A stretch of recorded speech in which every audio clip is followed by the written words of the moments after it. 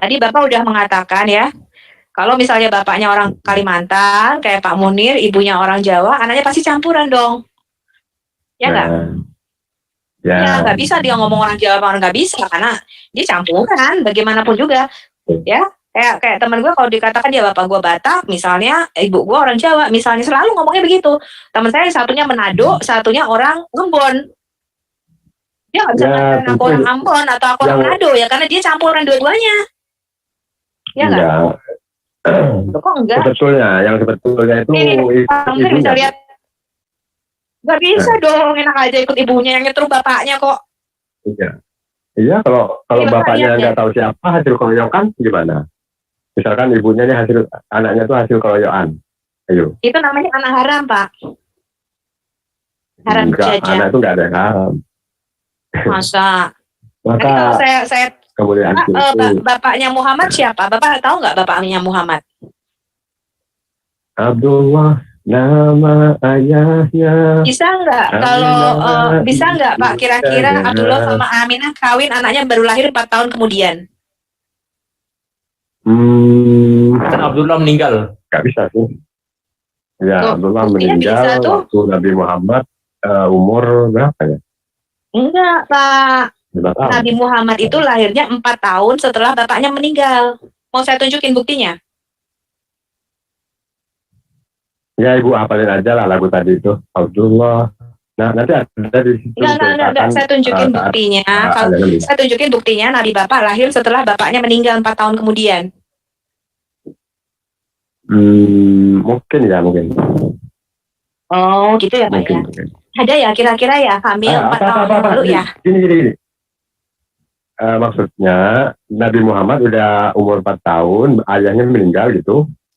Oh, enggak, Pak. Ayahnya sudah meninggal 4 tahun yang lalu. 4 tahun kemudian, baru Muhammad lahir. Enggak. Kalau ayahnya meninggal di usia 4 tahun, ayah saya meninggal usianya 3 tahun lebih, hampir 4. Sama kayak saya, nggak heran. Yang ajaib adalah kelahiran Nabi Muhammad, Pak, itu lebih ajaib daripada Yesus. Kalau Yesus kan lahir nggak ada bapaknya. Kalau Muhammad lahir setelah bapaknya meninggal 4 tahun kemudian. Ajaib kan, Pak? Bedanya sama Adam apa? Salah satu mujizat. Bedanya sama Adam apa?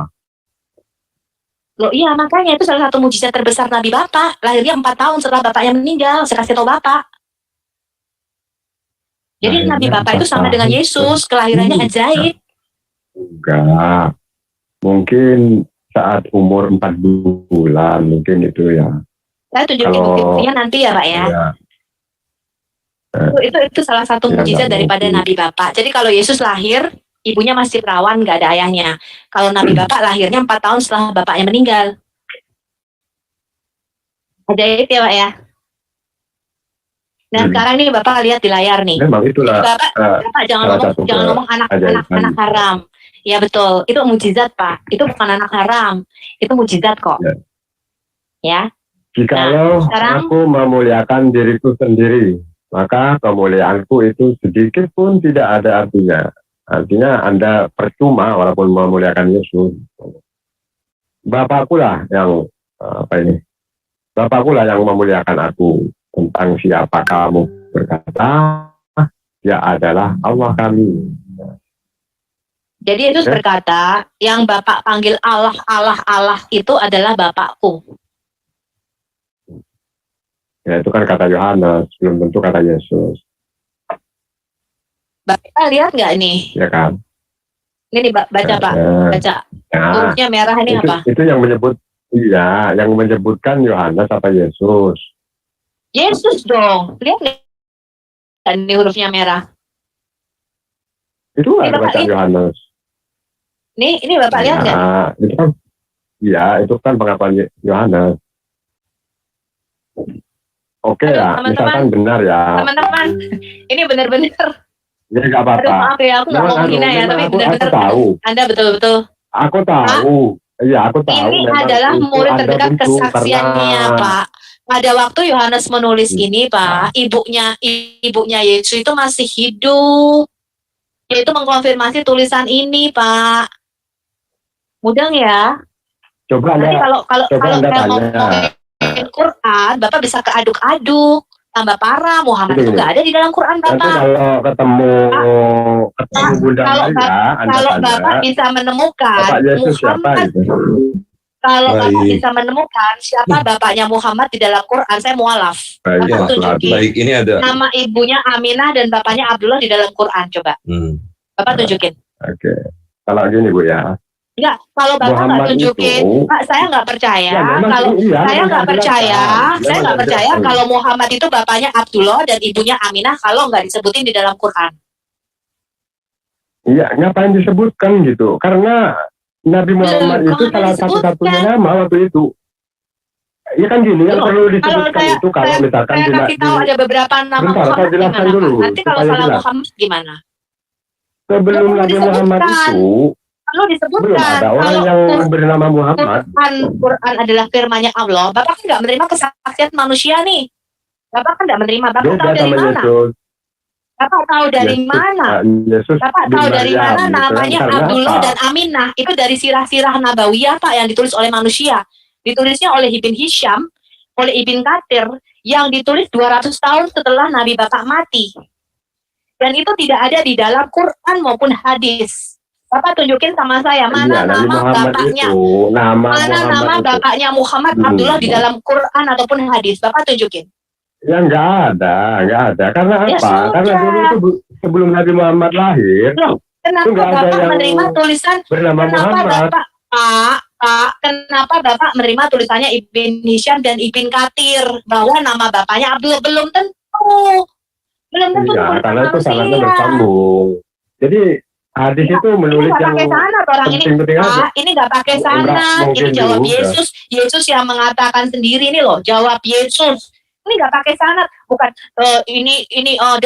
Damaskus dengar dari Eusebius dengar dari Isus dengar dari Markus dengar dari Yohanes dengar dari Yesus. Nggak perlu sanad. Ini tuh perkataan sendiri langsung kalau didengar gitu. sama Rasul Yohanes. Nggak perlu pakai nyambung, sanad. Bapak pakai sanad karena Ya itulah tulisan buktinya. Ibn Hisham, Ibn Katsir itu ditulis 200 tahun setelah semua saksi matanya mati. Bapak tahu nggak? Kenapa ya? Sirah Nabawiyah itu ditulisnya tahun berapa? Yesus itu dikatakan Yesus Bapak bin Maryam. kok tadi Kenapa bisa gitu? percaya? Karena tadi bisa sebelum percaya? Yesus itu udah banyak yang bernama tadi Yesus, bisa Yesus percaya? Barabas, Kok Bapak Yesus Bapak tadi yang bisa kriminal percaya? itu. Kok Bapak tadi bisa percaya? Bapaknya Muhammad namanya Abdullah, ya, ibunya namanya Aminah Ya, dari mana? Itu dari tulisan 200 karena- tahun setelah Muhammad mati, Pak. Pak. Itu kan ada lagunya. Pak tahu nggak? Itu kan ada lagunya. Ada orang goblok banget, Ti. Pak tahu nggak? Yohanes, Ya, Rasul ya. Yohanes, Ini katanya siapa dari lagu? Pak. Ya ampun. Iya, Pak tahu nggak? Rasul Iya, Yohanes iya, iya. mati tahun berapa? Yohanes. Kira-kira tahun 100 ya. Oke, Rasul Ya. Yohanes mati tahun Ah, kira-kira tahun. eh, Oke, dia mati kira-kira tahun 100 ya. Ya, Jadi ya. manuskripnya ya. Ya. Manuskripnya 20 tahun setelah Ya. itu ditemui. Tapi yang hadis Bapak itu hadis Siraj semua ditulis 200 tahun. Tapi yang ini Yohanes ya, Yohanes matinya tahun 100 ya, Ya. kurang lebih tahun 100. Tapi tahun 120 ya atau tahun 125 ya. 20 tahun hingga ke 25 tahun ya. Ya. Manuskripnya ditemui. Kalau- Ini yang menulis di Bentar, zaman Pak, yang ada. sama, Pak, yang menyaksikan langsung, duduk Ada bersama, cover datingnya. yang mendengarkan langsung, melihat Bapak langsung. mau percaya atau tidak nanti kalau kita bicara manuskrip, ayo kita bicara manuskrip. Saya akan buka apakah Alkitab atau Quran manuskripnya yang bisa dipercaya. Bapak, Nah. dulu ini, bahwa inilah iman kami. Yesus mengatakan, Ya. Bapakku lah yang memuliakan aku, tentang siapa kamu berkata dia adalah Allah kami. Jadi Yesus mengatakan yang kamu panggil Allah itu Bapakku, kata Yesus. Ini dulu iman kami. Bapak mau percaya? Enggak, Bapak terserah.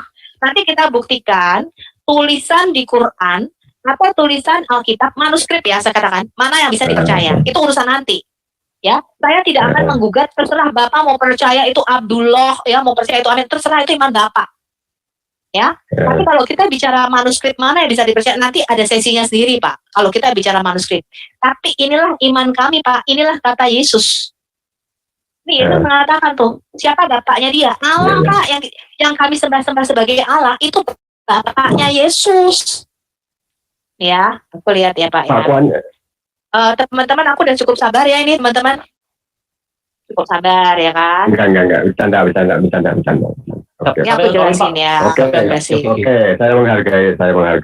Enggak, aku akan jelasin anak Allah ya. Ini aku akan jelasin. Jadi pelajaran yang pertama nih Islamologi 001. Bapak nanya kapan kawinnya ya? Oke. Enggak. Kita lihat nih Saya kapan bercanda. kawinnya. Aku tahu iman Anda itu berbeda. Bapak dalam artian Bapak bukan artinya satu hubungan suami istri, kan bukan.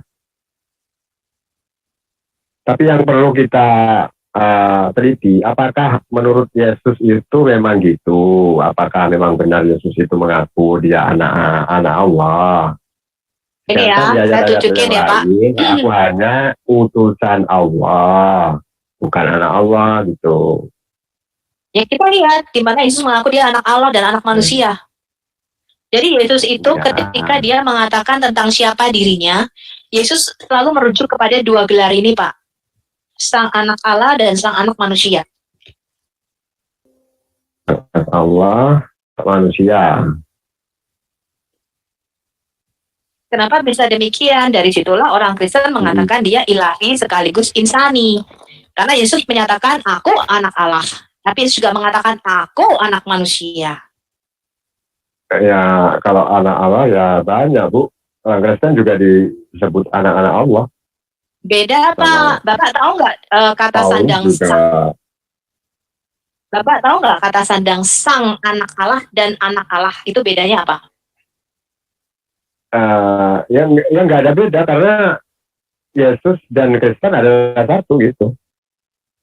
Kalau beda Pak, beda. Dalam hal ini tidak ada orang yang Yahudi atau orang Yunani, tidak ada hamba atau orang aneh, tidak ada laki-laki atau perempuan. Karena kamu semua adalah satu di dalam Kristus katanya. Beda. Ya saya jawab beda. Bapak ikut aja kata saya. Ya. Jadi di dalam Alkitab kita Pak. Yang membedakan itu Yesus apa Ibu? Jadi Ibu ya. Kristen itu wajib mengimani seluruh Injil memang. Satu-satu ayat aja yang Anda ingkari, maka Anda itu bukan umat Yesus.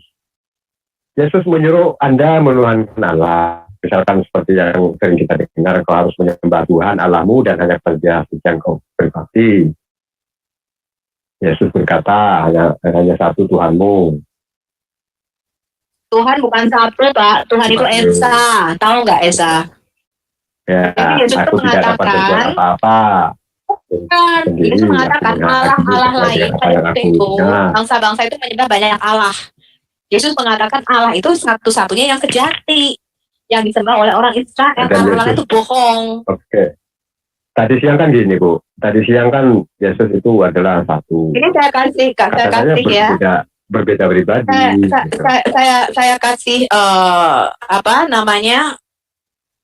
referensinya ya supaya Bapak dengarkan ya ini ya. Di mana Yesus menyatakan dia anak. Yohanes 20:17 katanya Bu. Suruh tunjukkan. Yohanes 20:17. Di situ berbunyi, aku akan pergi kepada Bapakku dan Bapakmu, Allahku dan Allahmu gitu. Bapak tuh loncat-loncat. Tadi mau ditunjukin di mana Yesus berkata aku anak Allah. Bapak maunya apa sih sebenarnya? Saya tanya dulu. Iya silakan lah. Ya aku kan cuma ngutip daripada nggak ada pembicaraan. Loh, aku mau tunjuk tadi Bapak katakan Yesus mengatakan aku anak Allah kan gitu. Bapak mengatakan Yesus nggak pernah ngomong aku anak Allah kan gitu. Iya, aku tahu bahwa sekarang baru saya mau tunjukin kok Bapak loncat lagi. Iya enggak. Iya silakan. Bukan untuk ditanggapi, bukan intermezzo aja. Apa itu yang mau ditunjukkan? Lanjutkan. Kamu bener tanyanya satu-satu dong. Iya, silakan apa yang Anda mau tunjukkan. Kronologi di dalam otak Bapak tuh nggak urut, beda dengan cara saya mikir. Ya kan. Tapi ya, saya kalau mikir itu urut, runtut. Nek, kamu lihat ya, begitu kita jelasin. Tadi ngomong, mana Yesus mengatakan anak Allah, baru saya mau buka, kamu lihat udah loncat lagi ke lainnya. Tapi nggak mungkin. Loh kok bisa gitu? Runtut Pak, kalau nanya, supaya logika Bapak nyambung gitu loh. Oke, saya bantu dalil ya. Bahwa Yesus mengatakan Bapa ya. Tadi kan sudah saya tunjukkan, Yesus mengatakan diriku bukan Tuhan, aku akan pergi kepada Bapakku. Artinya di situ Yesus memanggil Bapak, ya udah. Terus ada lagi, jika aku memuliakan diriku sendiri tadi, maka kemuliaanku itu sedikit pun tidak ada artinya. Allah kulah. Nah, itu udah agak berbeda gitu. Tapi itu semua iman ibu lah. Kalau di ayat yang lain, Mana yang mengatakan Allah kulah? Allah kulah. Yesus Itu tadi mengatakan di ayat, jika aku memuliakan diriku sendiri, maka kemuliaanku itu sedikit pun tidak ada artinya. Allah kulah yang memuliakanku, kan gitu tadi. Mana. Jangan memelintir ayat, Pak. Coba ada tunjukkan. Baca ini. Di Yohanes apa berapa itu? Oh, iya. Tapi saya hargai sebagai bentuk perbedaan. Enggak, Bapak baca dulu. Bapak tadi kan memelintir ayatku Allah kulah. Baca dulu. Oke. Oh iya. Apa tuh? Barang siapa melakukan hubungan suami istri ya. Apa ini? Ini Ustaz siapa nih? Google. Apa itu, Bu? Apa lihat screen? Mana kata Allah kulah? Mana? Kita tunjukin. Oke. Jikalau ya dia muliakan diriku sendiri, maka kemuliaanku itu sedikit pun tidak ada artinya. Bapakku lah yang muliakan aku. Oke, sama kamu. Oh iya, salah baca berarti.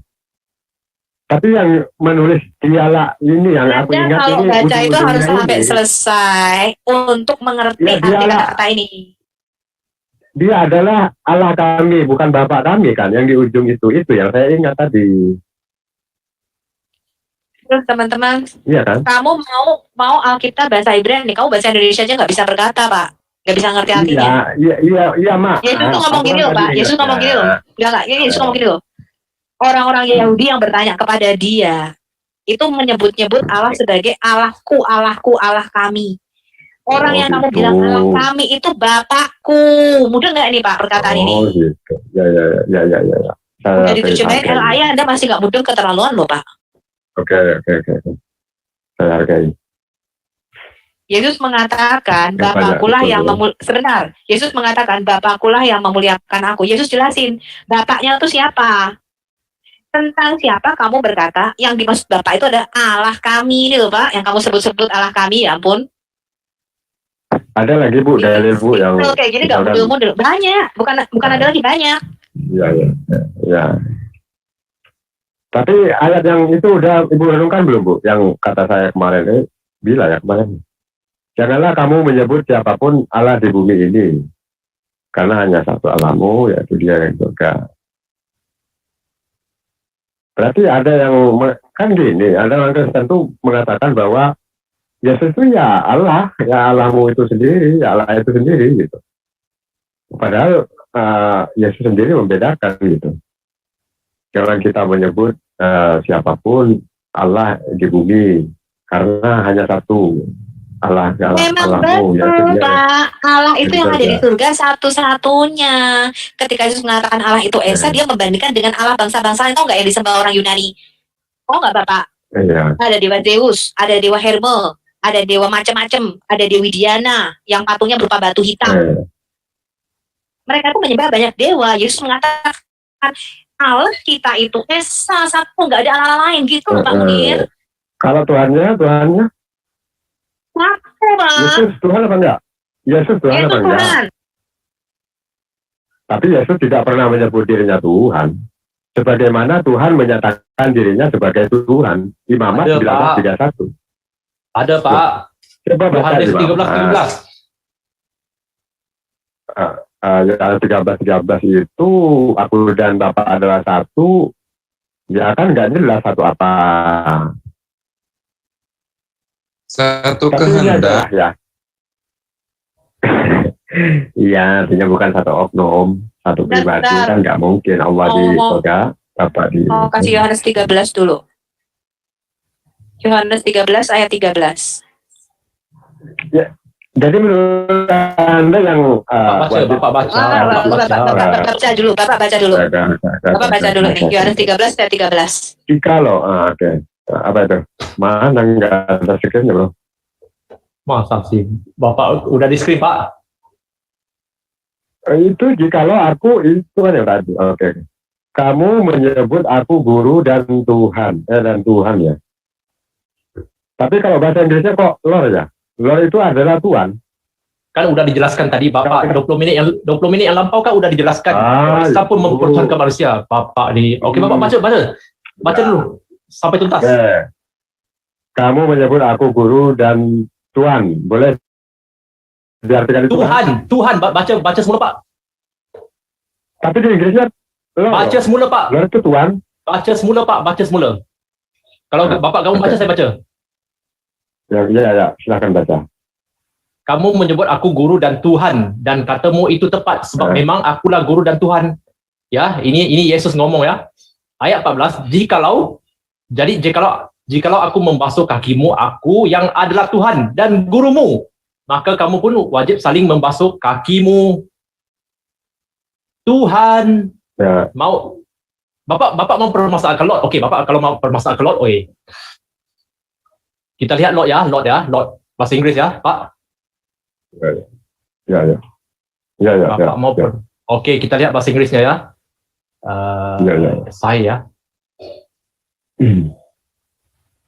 Bapak ini apa Pak? Ini siapa yang ngomong Pak? Indeed, I am your Lord. So remove your sandals. Ini siapa yang ngomong Pak?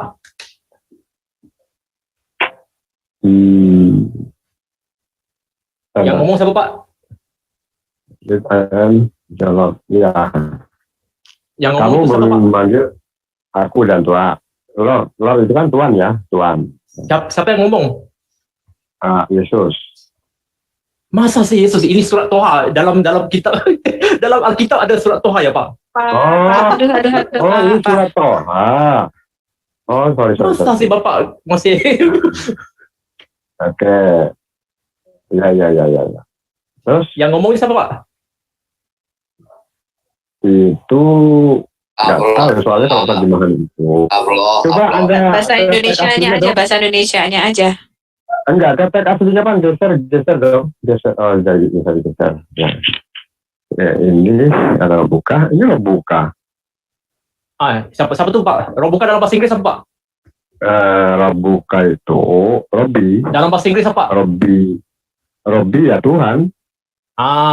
Lord kan? Tuhan. Jadi Bapak jangan permasalahkan Lord lagi. Masuk setiap hari Lord, masuk setiap hari ini Tuhan, masuk setiap hari Lord lagi. Masa sih Bapak ni? Ya, itu kan Lord itu bisa diubah menjadi apa yang dulu jadi intinya SWT itu juga pakai gelar Lord. Itu aja. Bukan kalau jadi Bapak jangan permasalahkan Lord lagi. Fokuskan kepada terjemahan. Jadi Bapak jangan permasalahkan lagi. Jadi yang Bapak baca tadi itu bukan terjemahannya. Yang Bapak baca tadi itu apa? Kan terjemahan juga. Ya, kan. Itu dia. Yang terjemahkan itu kan manusia.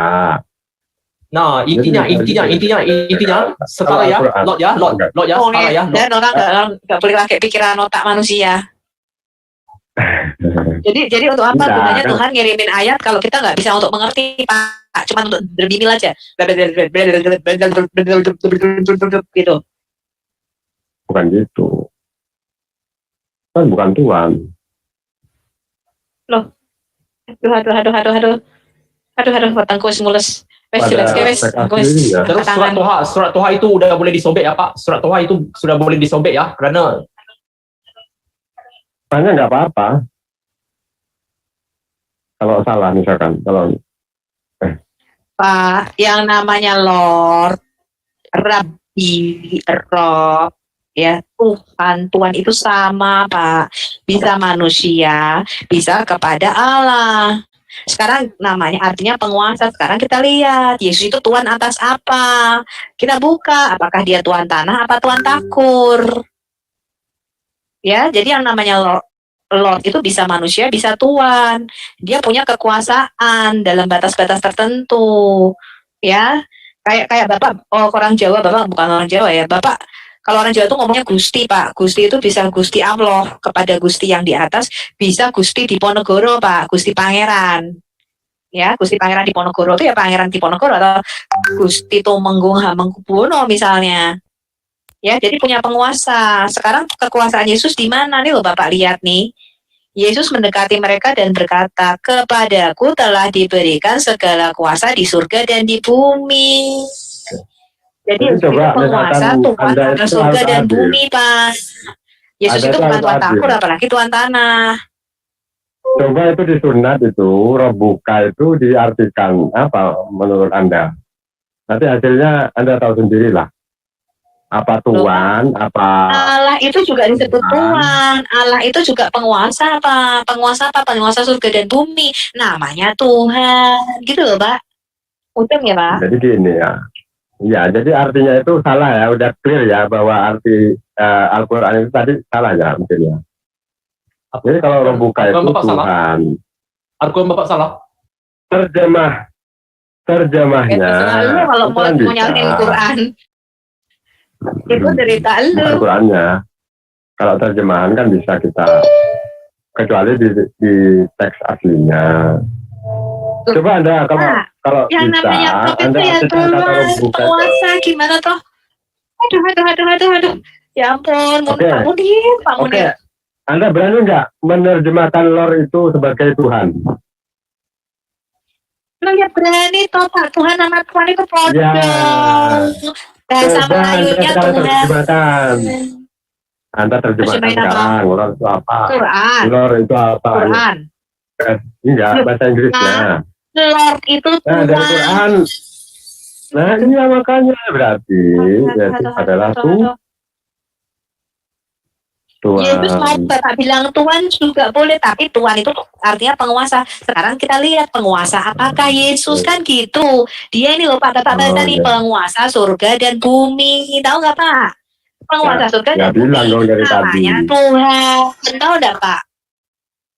Ya bilang dong dari tadi kalau Yesus itu bisa dipanggil Tuhan juga. Anda bilang kan nggak bisa. Tuhan itu sama. Gusti Yesus, Gusti juga bisa. Aduh, Pak. Nah, ya kan artinya saya bisa menghargai pendapat masing-masing kan gitu. Tapi kalau Lord itu dibilang Tuhan aja, aku nggak tahu. Bapak, Lord itu bisa Tuhan. Lord itu bisa diterapkan kepada Allah. Tadi mudah nggak Bapak? Lord itu bisa diterapkan kepada Allah, bisa diterapkan kepada manusia, Pak. Pak, dengerin saya. Aduh, sabar. Sabakat rahmati kadadi. Ini aku berdoa untuk Allah berdoa loh, Pak. Biarlah belas kasihan mengatasi amarahku. Allah berdoanya sabakat rahmati kadadi, Pak ini, Pak. Pak. Tuhan. Rab itu bisa diterapkan pada Allah. Bapak soalnya kalau orang lagi ngomong tuh ngomong, makanya nggak mudeng-mudeng. Oh enggak. Nah, yang namanya Rob dalam bahasa Arab itu bisa Tuhan, bisa Tuhan. Bisa yang namanya Rob itu bisa diterapkan untuk Allah, bisa diterapkan untuk manusia. Ini Bapak ngerti dulu enggak ini? Oke. Bisa dimengerti nggak? Di dalam Al-Quran Bapak, Rob itu diterapkan untuk Allah Subhanahu wa Ta'ala, juga untuk penguasa seperti Firaun. Dua-duanya sama-sama Rob. Bapak ngerti dulu nggak ini? Yang namanya Rob itu bisa untuk Allah Subhanahu wa Ta'ala dan bisa untuk manusia. Bapak ngerti dulu nggak ini? Nah, sekarang kalau dua-duanya itu artinya penguasa apa? Sama-sama penguasa, sama-sama punya kekuasaan. Tinggal sekarang kekuasaannya batasnya di mana gitu loh Pak. Kalau Firaun itu kekuasaannya seluruh tanah Mesir. Kalau Tuhan itu seluruh alam semesta. Nah, Yesus itu disebut penguasa Tuhan karena kenapa dia disebut Tuhan di atas segala Tuhan? Karena dia diberikan kuasa diberikan segala kuasa di surga dan di bumi. Makanya di kitab Wahyu Yesus itu disebut Tuhan di atas segala Tuhan. Itu gelarnya Yesus. Tuhan di atas segala Tuhan. Namanya Tuhan. Mungkin orang iki Pak Munir,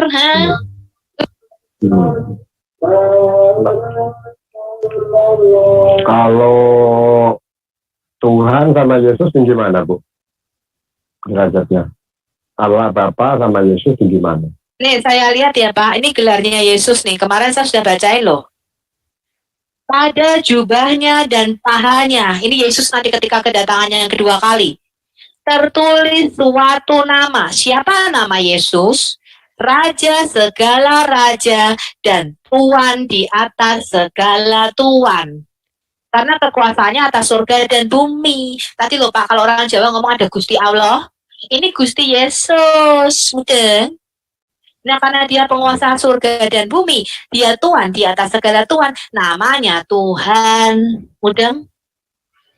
Mudeng ora iki? Ya. Ya.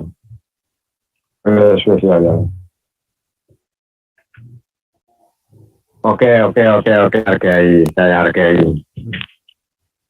Pak, lihat di screen Pak. Jadi, Lihat di screen Pak. Ini siapa nih? Ini apa nih? Ini apa? ya. Ini apa nih Pak?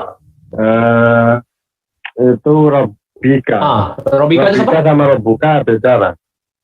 Robika sama Robuka beda lah. Bedanya gimana Pak? Itu kan bedanya Pak. Coba. Misalkan Robuka itu Tuhan. Robika itu. Jadi oke, dari intinya kan dari kata Rob ya. Kata Rob kan. Kata dasarnya kan dari kata Rob kan Pak. Mau Rob buka, mau Rob bika. Kan sama aja Pak. Kalau Robika itu berbentuk domir ya, artinya laki-laki gitu. Robika ya. Nah, ya memang di situ mungkin konteksnya berbicara tentang raja. Jadi ini apa Pak? Ini apa Pak? Ya, Robak, ya sama Tuhan juga sih. Kalau bisa juga diartikan Tuhan, tergantung konteksnya bicara tentang raja atau ketuhanan gitu. Jadi sama ya Robnya ya?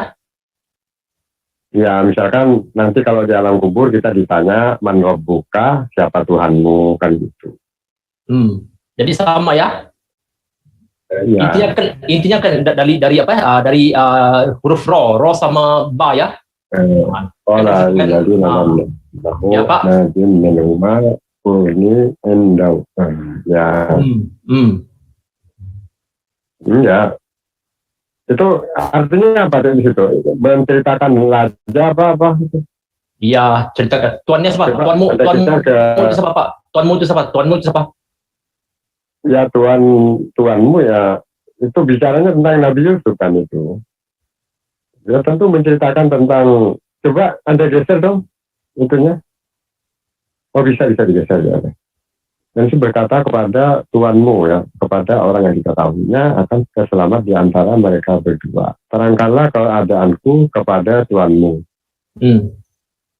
Jadi ini berbicara kepada tuannya Yusuf yang waktu itu istrinya tuannya itu kan mau selingkuh sama Yusuf nih, gitu ceritanya. Ya itu konteksnya ke tuannya Yusuf. Terus ada Lia nih Rob bihi kan, Rob juga kan, makanya ya boleh lah. Udah dijelaskan sejarahnya tadi, masa sih Bapak nggak ngerti lagi, masih lagi pertanyakan. Tapi tergantung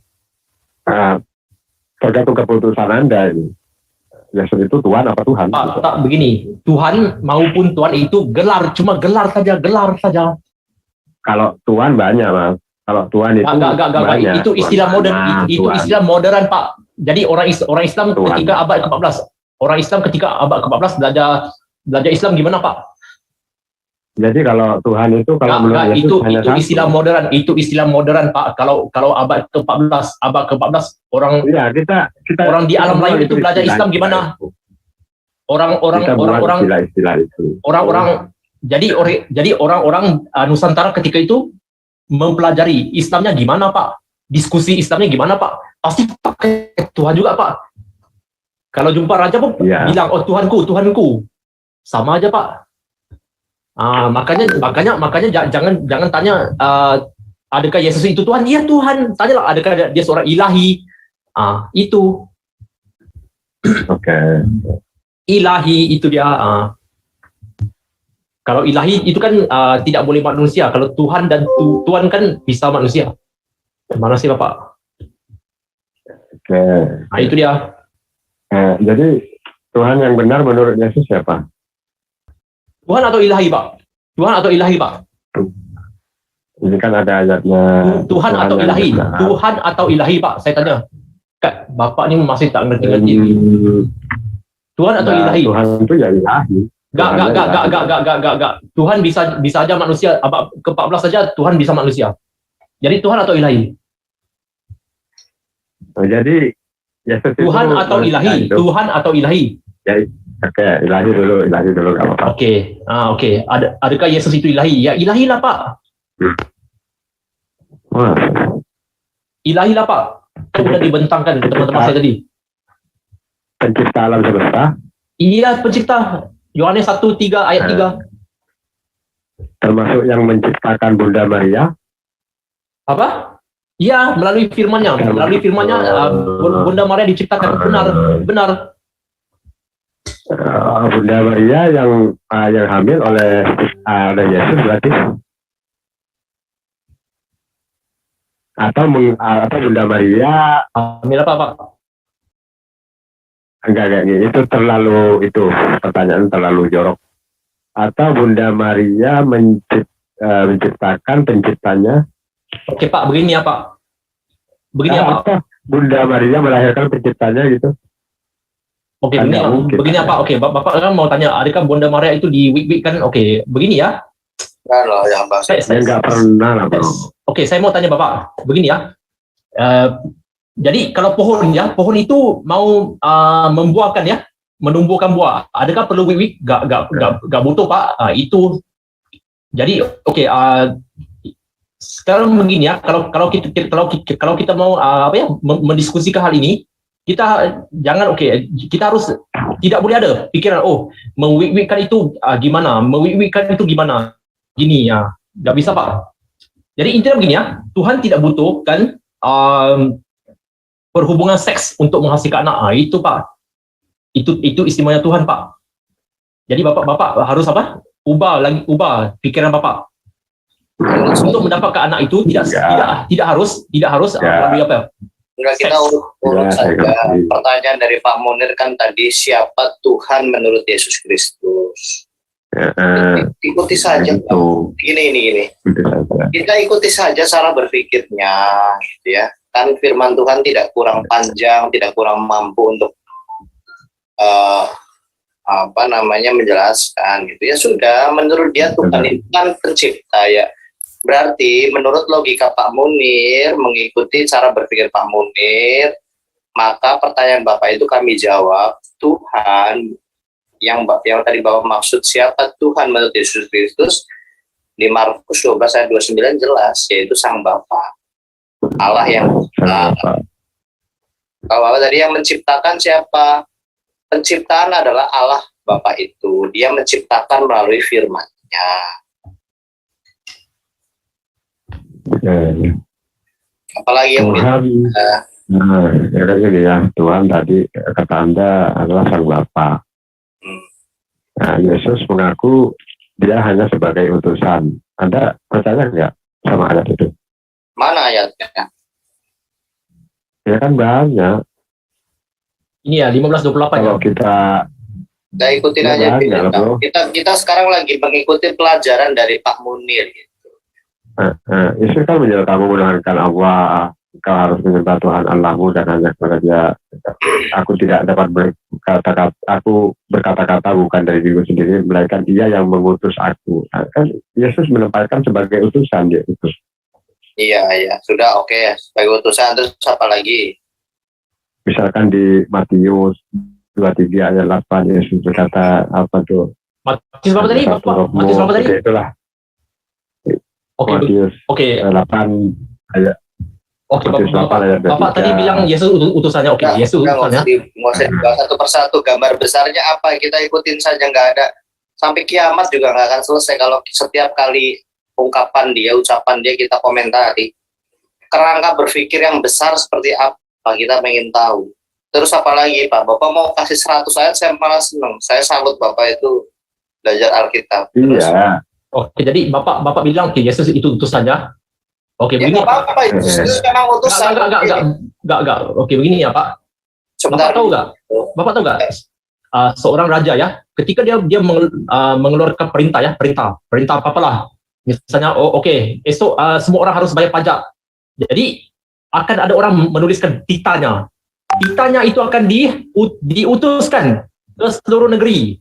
Kemudian ketika tita itu dibuka dan dibacakan, orang-orang harus bersujud, harus melutut untuk menerima tita itu ketika tita itu dibacakan. Jadi intinya di sini melihat tita itu seperti melihat raja itu sendiri. Samalah Bapak, ketika kita melihat Yesus itu sama seperti kita melihat Tuhan. Paham nggak Bapak? Itulah utusannya. Utusan itu seperti titanya, bukan tukang posnya. Itu. Biarkan dulu saja suruh menjelaskan. Kita nggak mungkin bisa memecahkan masalah dengan selalu melihat hal yang kecil. Kita lihat dulu yang besarnya seperti apa. Terus apalagi yang Bapak ada dalam pikiran Bapak itu apa sebenarnya? Saya pengen tahu. Utusan, ya terus gimana lagi? Oke. Anda memang keyakinan Anda memang dia utusan. Misalkan aku akan pergi kepada Bapakku dan Bapakmu, Allahku dan Allahmu, itu kan artinya Yesus punya Allah gitu kan. Kemudian bukan aja Yesus punya Allah, Pak. Bapak juga punya Allah. Bapak aja bilang Yesus itu. Bapak aja bilang anaknya dalam menjadi Allah. Jadi ini kekurangannya kita kurang banyak mendengar. Ya jadi gini, yang ada di kita harus meluangkan waktu lebih banyak untuk mendengar teman-teman Muslim. Nama Tuhan tidak mungkin dipermalukan dengan kita mendengarkan. Tapi kita harus punya untuk sikap hati mendengar. Biarkan saja teman-teman kita tidak perlu harus reaksi. Nanti kita malah jadi emosi sendiri. Orang mereka ingin belajar Yesus kok. Jadi kalau di Islam itu kan Yesus itu kan dinubuatkan gitu kan. Kalau dinubuatkan itu pasti maksudnya adalah nabi gitu. Sedangkan kata nubuat Yesus itu kan pasti yang dituju adalah kenabian Yesus. Hanya kata nubuat itu menjadi nggak jelas gitu. Karena kenabian Yesus itu harus beralih menjadi sembahan gitu. Tidak ada Pak. Karena yang dinubuatkan itu ya nabi gitu. Kalau Tuhan nggak ada, Tuhan dinubuatkan gitu kan. Kalau memang nggak ada. Memang nggak ada. Ada Pak, Yesaya 96 Pak, Yesaya 96. Anda bisa minta waktu nggak ya? Oke. Sabar dulu lah. Kita ngapain sih terlalu kreatif? Jadi gini Pak ya, Bapak tuh mengatakan Nabi dinubuatkan, kurang kerjaan amat Allah menubuatkan Nabi. Tidak ada yang dinubuatkan untuk memahami seluruh nubuatan, baik dalam kitab Taurat maupun kitab para Nabi. Itu menjelaskan tentang siapa Kristus, siapa Mesias. Bukan menubuatkan Nabi, Pak. Kurang kerjaan amat Nabi dinubuatkan. Enggak, Nabi biasa dinubuatkan. Kalau Tuhan itu kan bukan nubuatan kalau Tuhan itu. Kalau Nabi biasa, berarti ya kalau menurut saya kan Yesus Nabi. Gitu, justru Nabi itu menyampaikan nubuatan, bukan Nabi dinubuatkan. Ya, Nabi itu kan hal yang mendasar yang utama kan juru bicara sebenarnya. Hal yang esensi itu. Kita tidak iman terhadap Tuhan itu bukan bicara tentang iman terhadap juru bicara. Yang kita bahas kalau Bapak mau belajar tentang rencana Allah dalam kehidupan umat manusia, kami menyebutnya sebagai Injil ya. Injil yang pertama itu ada dalam Kejadian 3 ayat 15. Itu berita tentang keselamatan, Pak. Lalu bagaimana rencana Allah tentang keselamatan itu berjalan? Nah, di situ melibatkan para nabi sebagai penyampai rencana-rencana Allah, program Allah. Apakah hanya melibatkan para nabi? Tidak. Melibatkan orang-orang yang dipilihnya. Ya, Abraham, melibatkan raja, melibatkan imam, dan sebagainya. Terus apa lagi, Pak? Ayo, saya pengennya tuh. Ya, kalau menurut saya itu kan akan lebih terhormat gitu derajat Yesus itu bila kita mendudukkan sebagai manusia yang kita sebut nabi lah gitu, yang membawa berita gembira kata Bapak tadi. Iman Kristen itu tidak bicara tentang nabi, Pak. Nabi itu bisa nabi gitu. Ya. Iman Kristen bicara tentang bicara tentang berita keselamatan atau Injil. Ya, inti Ya, dari bro, kan gitu, Injil, ya. keselamatan itu bicara tentang siapa yang menjadi penyelamat, juru selamat itu. Itu bicara tentang Mesias. Bukan Ya, bicara justru itu, bro, ya. Nabi. Justru itu alangkah terhormatnya Yesus itu kan bila kita tempatkan dia sebagai manusia Oh, lebih yang nabi yang lebih membawa terhormat jika dia Tuhan. Injil. Manusia Hormat. itu, Mesias itu adalah manusia, Pak. Betul. Mesias itu adalah manusia. Terus, Bisa saya bicara sekarang? siapa ini? Bisa. Iya. Ntar Saya dulu. mau saya Ini mau bicara Kamu sebentar. ganti gambarmu dulu, Bibi. Kamu ganti gambarmu, jangan yang melencengkan begitu. Enggak, saya mau bicaranya sebentar. Ya, kamu ganti gambarmu dulu, jangan yang melecehkan. Itu bukan Bro, melecehkan. ganti gambar bro, ganti gambar. Kalau enggak saya, Masuk semula. kalau tidak saya remove ya. Ya ganti gambar bro, ganti gambar. Di sini yang boleh bicara yang memang punya hati, bukan punya niat buruk. Silakan Ya, ya. Pak. Ya, ya. Coba. Kalian kalau belum beres masalah hati, ngapain berapologet lah. Ya. Silakan Pak Munir. Oke. Jadi Yesus itu kan sebagai nabi, kalau menurut saya kan lebih tepat itu video ini. Ya, pertama dalam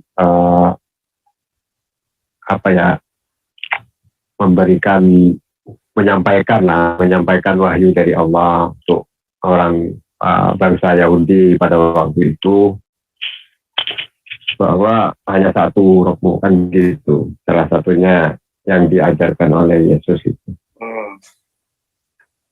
Terus? Ya, Yesus itu kalau menurut saya kan nabi dan rasul ya, bukan hanya cerita nabi ya. Bisa kita buktikan dari ratusan ayat ya dalam kata tadi bahwa dia itu adalah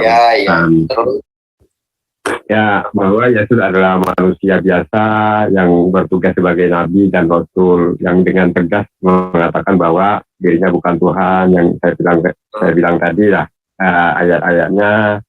Jika aku memuliakan diri sendiri, maka kemuliaanku itu sedikit pun tidak ada artinya. Bapa atau Allah itu yang kata Bu Sofi tadi, akulah yang memuliakanku, kan gitu. Pak Munir. Terus. Ya itu. Pak Munir. Menjadi masalah apa Pak Munir? Ya banyak. Enggak masalah. Oke. Ya enggak masalah. Apakah Anda setuju Pak, kalau Yesus itu adalah nabi saja, bukan Tuhan? Makanya begini Pak ngerti gak arti false dilemma, dilema palsu, Bapak ngerti gak? Ya. Oke, dilema palsu itu artinya, dilema palsu itu artinya kita memaksakan untuk memilih salah satu dari dua pilihan, walaupun dua-dua adalah benar. Oke, jadi begini ya Pak, Bapak dalam pikiran Bapak itu udah false dilemma ya, karena menurut Bapak kalau seseorang itu Tuhan, maka dia tidak bisa menjadi manusia, dan itu jadi biarkan dulu aja sih untuk gimana ya. Menurut saya dibiarkan saja dulu untuk mencurahkan isi hatinya. Selama ini kan beliau tidak pernah dapat waktu untuk menceritakan keyakinannya, apa yang kira-kira ini. Di kapan mau tanggapinya? Loh, yang nggak apa-apa di sini ruang untuk berdebat, di sini ruang untuk berdiskusi, untuk mendengarkan. Betul. Kalau mau berdebat di atau di MN Record atau apa gitu ya, menurut saya sih itu. Karena selama ini kita tidak mendapat poin dari Pak Munir ini, karena kita kurang mendengar. Kita hanya mau bicara, kita hanya mau menyalahpahami. Padahal misi dari CIA adalah menjelaskan perbedaan, meluruskan kesalahpahaman. Tapi pelan-pelan, bagaimana mungkin kita mau meluruskan sesuatu kalau kita belum tahu mana yang bengkok. Orang baru bicara 1 menit dipotong, 1 menit dipotong. Logika apa yang kita pakai? Kita kan orang terpelajar. Tiap hari kita diminta oleh atasan kita, oleh kolega kita untuk membantu memecahkan masalah. Kan itu hal yang sangat logis. Kita tidak mungkin menemukan masalah kalau kita tidak mau mendengar.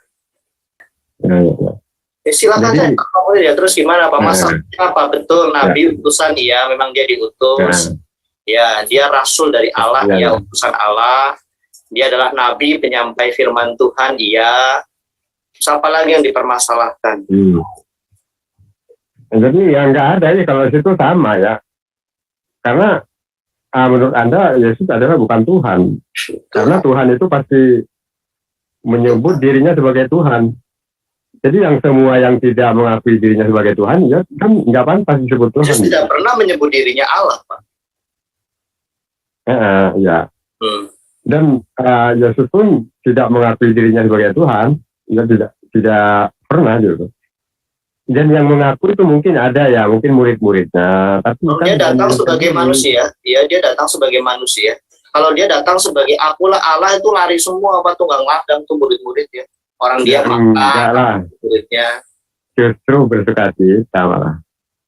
Jadi kan pernyataan Yesus kan menurut saya kan menggambarkan bahwa dirinya itu bahwa adalah nabi dengan membawa tugas menyeru manusia menyembah pada Allah saja, tidak melibatkan Yesus dalam menyembah gitu kan. Kalau dibaca secara apa ya dalil-dalil yang tadi saya itu, maka perkataan yang dapat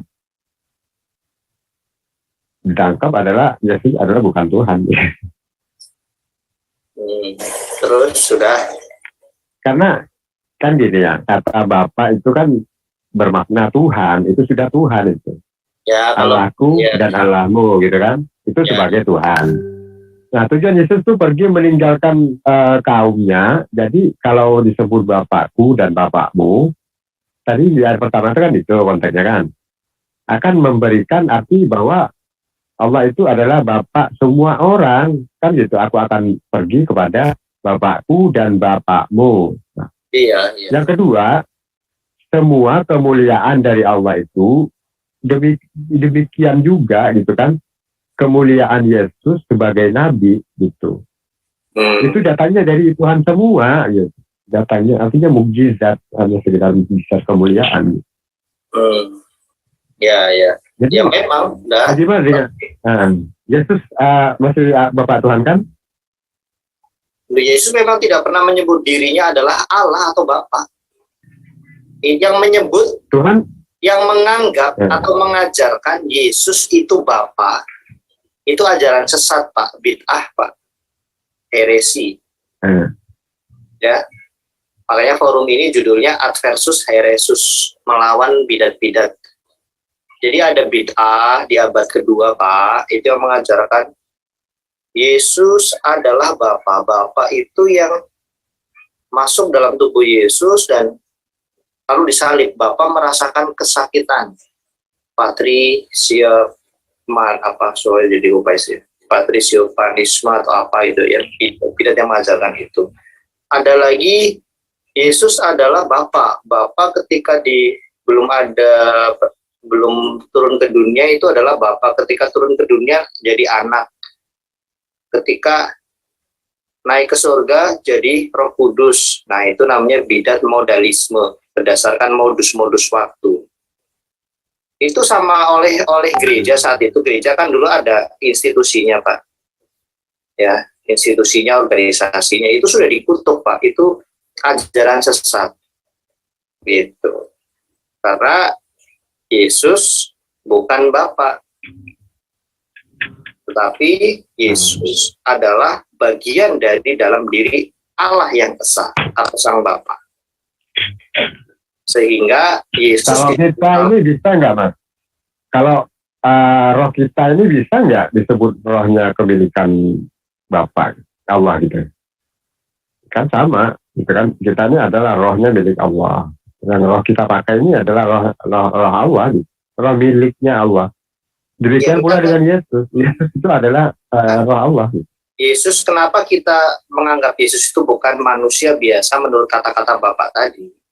Yesus Kristus adalah manusia sejati, tetapi bukan manusia biasa. Dia adalah Allah yang sejati, yang memang menyatakan dirinya melalui wujud manusia. Nah, mengapa Allah perlu menyatakan dirinya? Kan Bapak harusnya bertanya begitu. Nah, nanti kita bicara tentang Mesias ya, tentang keselamatan. Terkait keselamatan umat manusia, Pak. Allah yang harus turun ke dalam dunia untuk menyelamatkan umat manusia. Tetapi Allah tidak mungkin menyatakan dirinya secara total karena alam semesta ini tidak mampu menerima kehadiran Allah seperti itu. Jadi sejak mulanya Allah selalu menyingkapkan dirinya, menyatakan dirinya, atau dalam bahasa yang kita kenal mewahyukan dirinya, itu selalu melalui firman. Firman bukan sekedar kata-kata, Pak. Di dalam iman Kristen, firman Allah atau firman Tuhan itu memiliki semacam, dalam tanda kutip ya, kepribadian yang terpisah dengan Allah. Yang di dalam Yohanes 5:26 memiliki hidup gitu ya. Firman ini disebut anak tunggal karena firman itu ada dalam diri Bapa. Makanya firman itu yang ada dalam diri Bapa itu disebut anak tunggal. Seperti saya, manusia saya adalah Bapa. Firman saya ini disebut anak saya. Karena firman ada dalam diri saya. Sesuatu yang dalam diri saya itu adalah, saya bisa katakan bukan istilah biologis ya, ini lebih ke teologis. Jadi penyebutan firman atau anak tunggal Allah itu bukan berarti firman dilahirkan oleh Allah, tidak. Tapi firman berada di dalam diri Allah, dikandung oleh Allah. Jadi Bapak harus paham itu dulu. Jadi kemanusiaan Yesus Kristus itu sebagai keniscayaan. Satu keniscayaan akibat manusia itu sudah terlepas dari Allah. Itu loh Pak. Jadi Yesus Kristus, kalau Bapak membayangkan Yesus Kristus, itu seperti membayangkan Adam. Adam yang belum jatuh ke dalam dosa. Itulah Yesus Kristus. Yang masih kudus, masih suci, tidak berdosa. Yang masih memiliki gelar kepenguasaan. Adam itu ketika diciptakan, dia itu disebut sebagai penguasa juga, Pak. Ya, makanya yang mengabulkan doa ketika Kristen itu berdoa, Bapa atau Yesus? Bapa. Yesus nggak ada berhak ya? Yesus Kristus di dalam diri Bapa.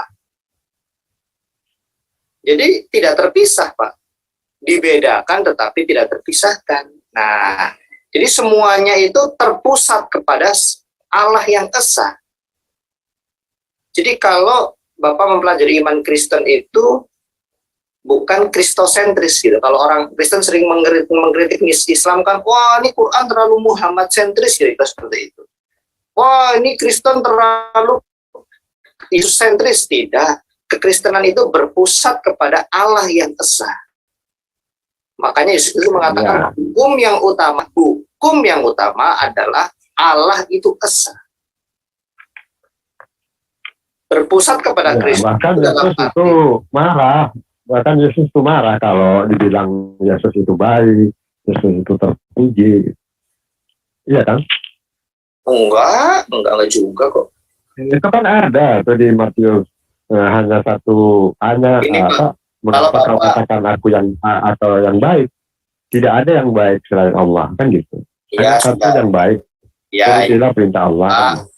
Kami memuji Yesus Kristus itu, ya, menyembah Yesus Kristus itu. Sekarang kan Bapak mau bahas mengapa kami menyembahnya. Ya, kalau Bapak memahami tujuan Allah menciptakan Adam itu sebagai penguasa, saya bisa membayangkan kalau Adam belum jatuh dalam dosa, kita umat manusia, anak cucunya akan menyembah dia sebagai penguasa. Karena janji Allah seperti itu. Bahkan di Lukas dijelaskan, kalau nggak salah Lukas 1 ya, bahwa ketika Adam jatuh dalam dosa, dia sudah menyerahkan, seolah-olah ya, menyerahkan kekuasaan itu kepada iblis. Jadi iblis berkuasa atas hidup kita, untuk itu hidup kita ini dibebaskan dari kuasa iblis itu. Jadi Bapak jangan membayangkan.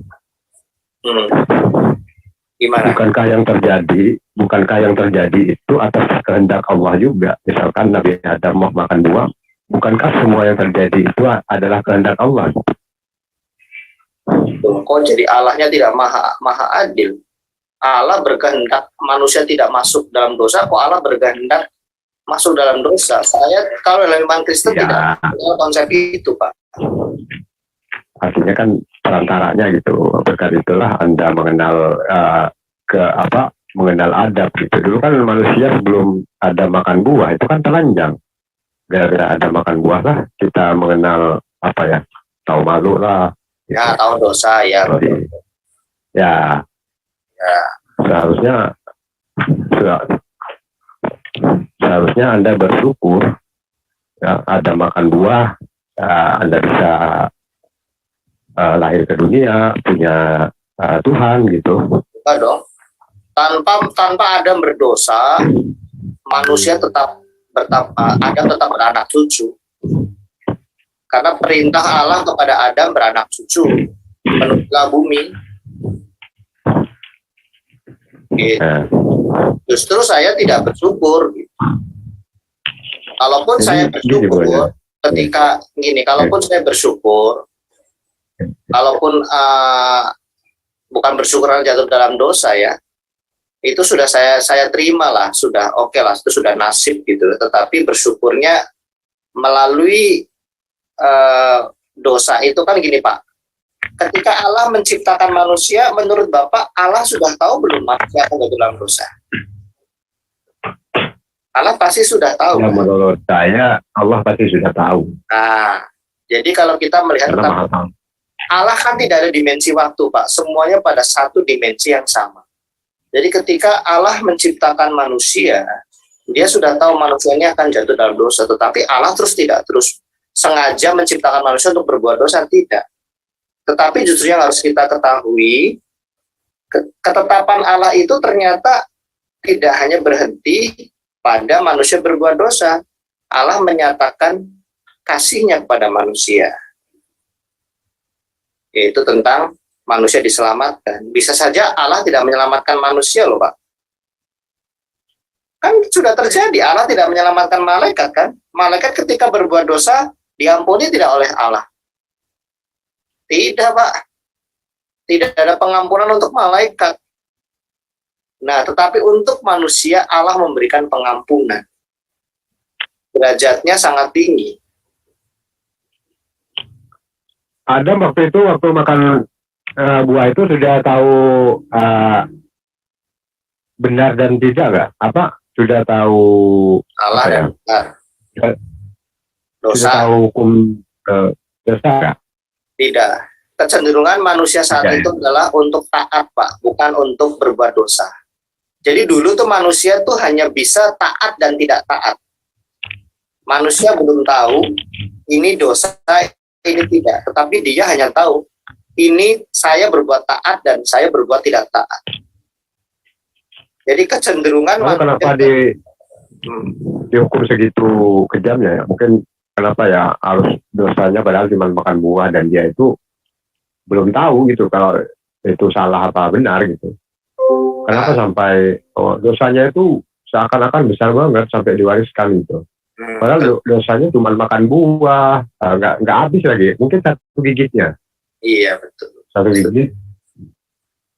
Padahal itu kan ibaratkan anak kecil ya. Masa kita harus menghukum dia secara sadis itu gitu.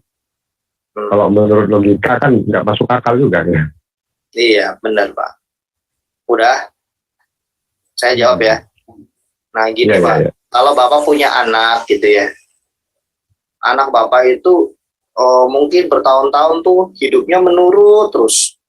Bapak seneng kan, bahagia, aduh ya. Tapi pasti satu saat Bapak ingin menguji anak Bapak. Betul tidak? Kesetiaan, ketaatan, kepatuhan anak ini itu tulus dari dalam hatinya. Atau hanya berdasarkan kepura-puraan atau berdasarkan ketakutan saja. Pasti Bapak ingin mengujinya kan? Nah, ujian itu diperlukan.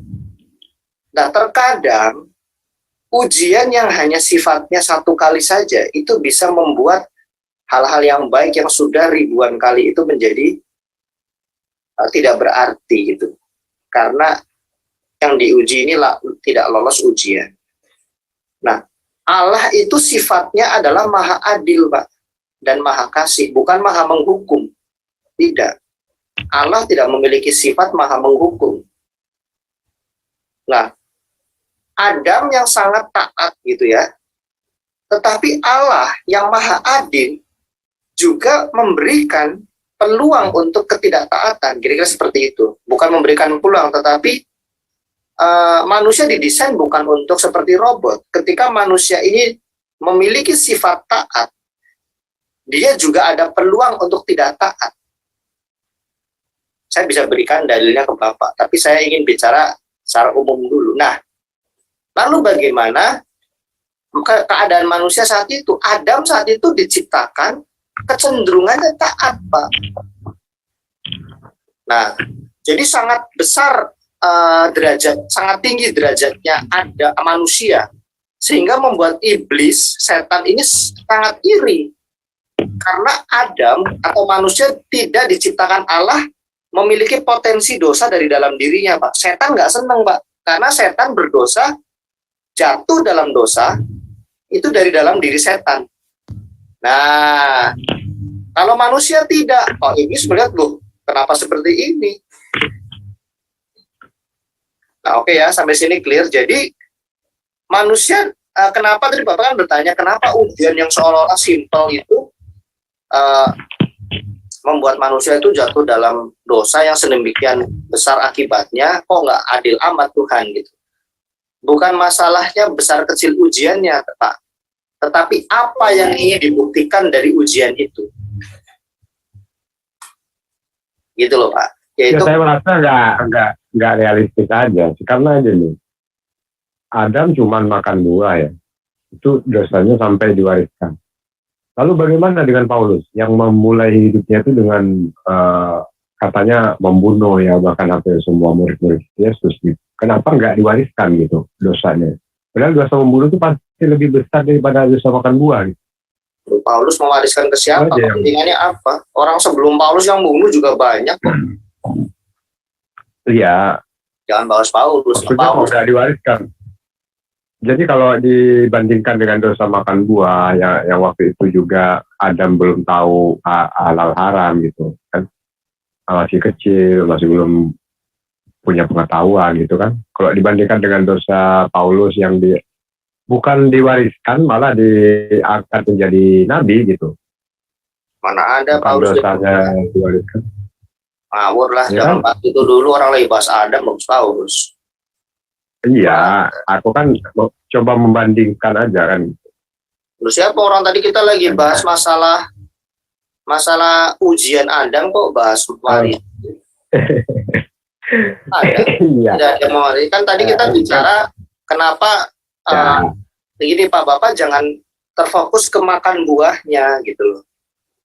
Itu kan satu gambaran dari Musa yang menuliskan tentang penciptaan dan sebagainya, itu saat itu seperti apa. Yang menjadi poinnya tuh bukan masalah makan buahnya, tetapi Adam. Kabarnya ada yang merayu gitu ya. Adam itu sehingga makan buah itu mungkin iblis apa siapa? Iblis. Makanya kan tadi saya bilang, iblis tuh iri, Pak. Iri ya, kenapa manusia tuh diciptakan tidak memiliki potensi berbuat dosa dari dalam dirinya. Nah, nggak seperti dirinya nih si iblis. Dalam hati iblis, sialan nih, gua dulu di surga jadi malaikat, gua bisa berdosa dari dalam diri saya. Masa manusia diciptakan tidak memiliki potensi berbuat dosa dari dalam diri manusia? Oh, manusia kudus sekali gitu. Nah, jadi ular bro.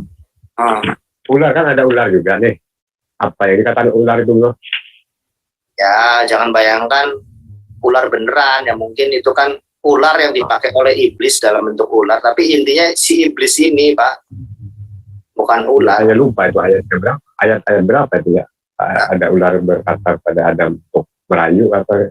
Ini Pak, Bapak jangan bahas mengenai cerita ular ini ya. Yang jelas kenapa manusia bisa jatuh dalam dosa kan begitu.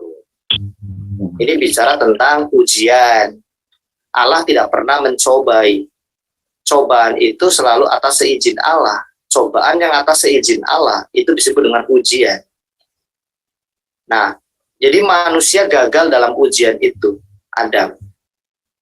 Jadi keberhasilan Adam mempertahankan dirinya untuk taat kepada Allah itu gagal dalam ujian yang sifatnya kecil, remeh-temeh. Menurut Bapak kan tadi remeh sebenarnya. Betul. Nah, bukan masalah jenis ujiannya, Pak. Saya mungkin diuji, oh ini si Edo ini orangnya suci, kudus, tidak pernah berbuat dosa. Saya ujilah, ada wanita cantik lewat. Nah, mungkin Tuhan begitu. Ternyata betul. Wanita cantik lewat, cantiknya sih nggak seberapa ya. Lewatnya juga lewat depan saya sebentar. Tetapi ternyata itu menggagalkan ketaatan saya selama ini. Sehingga saya gagal melewati ujian, sehingga saya gagal dianggap sebagai manusia yang taat. Jadi Adam yang diciptakan untuk taat kepada Allah dan tidak memiliki potensi dosa di dalam dirinya, gagal dalam ujian itu. Gagal, Pak. Saya bukan Allah yang menyebabkan kegagalan. Karena manusia diberikan kekuasaan yang luar biasa, kehendak bebas untuk memilih, untuk menentukan. Kalau Allah hanya memberikan manusia kemampuan untuk tidak berbuat dosa,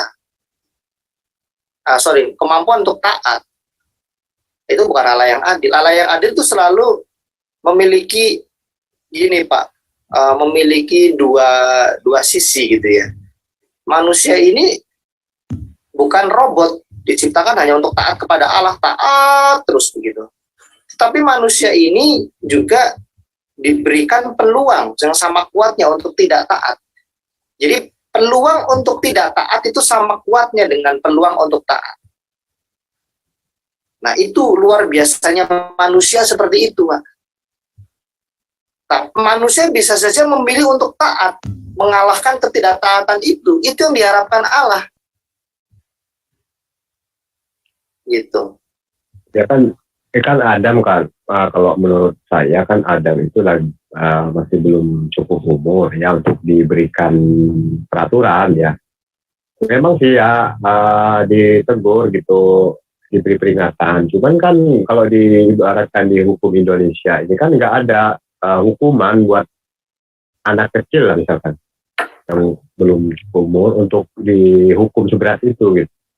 Loh, Adam diciptakan Adam kan sebagai anak kecil, Pak. Saat saya potong, Adam diciptakan bukan sebagai anak kecil, dia sudah sebagai manusia dewasa, Pak. sebagai manusia dewasa ya.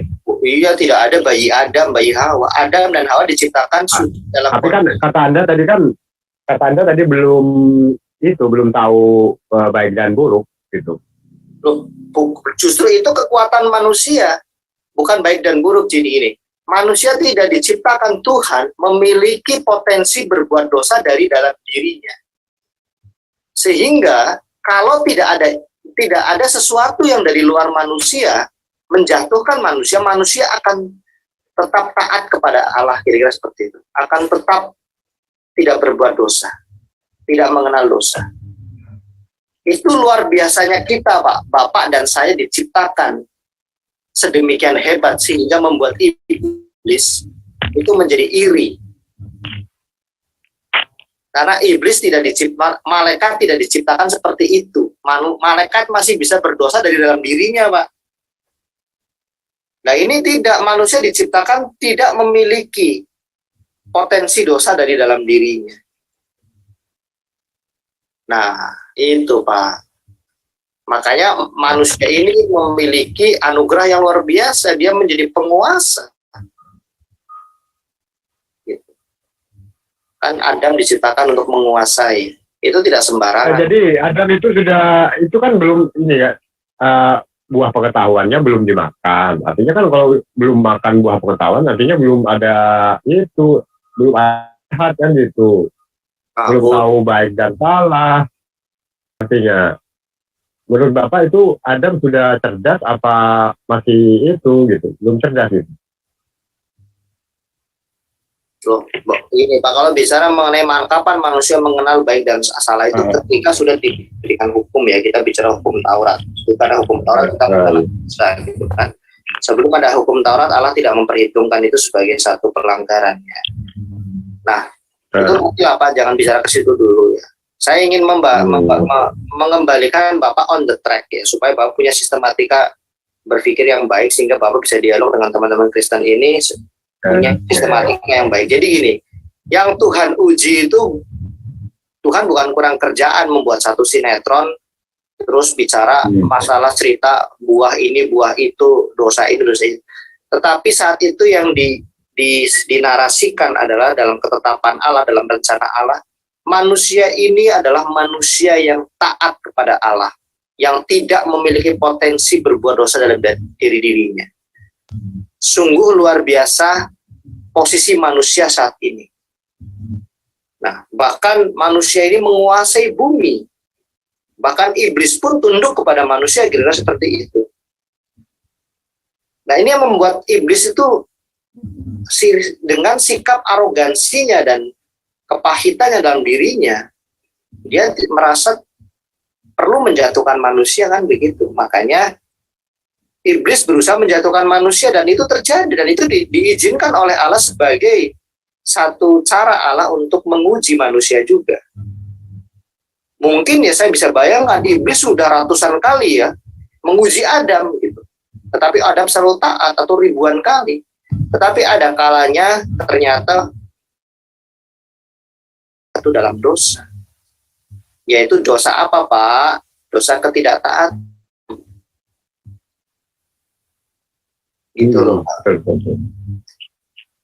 Jadi manusia taat, ya. Gitu. Jadi waktu itu nanya misalkan ke kita supaya nyambung ke yang tadinya. Waktu itu berarti Adam itu udah jelas-jelas ya menuhankan Bapak nih ya, menuhankan Allah ya. Iya. Setelah itu setelah Adam ya gugur ke dunia misalkan ya. Adam itu diciptakan di dunia apa di surga sih? Di atas itu. Di dunia, di Taman Eden. Oh, di dunia. Berarti Allah waktu itu yang menciptakan Nabi Adam itu ada di dunia juga ya? Oh, Allah bisa di mana saja. Kan di dalam Kejadian tuh dijelaskan ya. Adam itu berbicara dengan Allah, mendengarkan langkah kaki Allah. Gitu. Jadi Adam dan Yesus kira-kira berapa tahun jaraknya ya? Ya 4.000-an kali ya.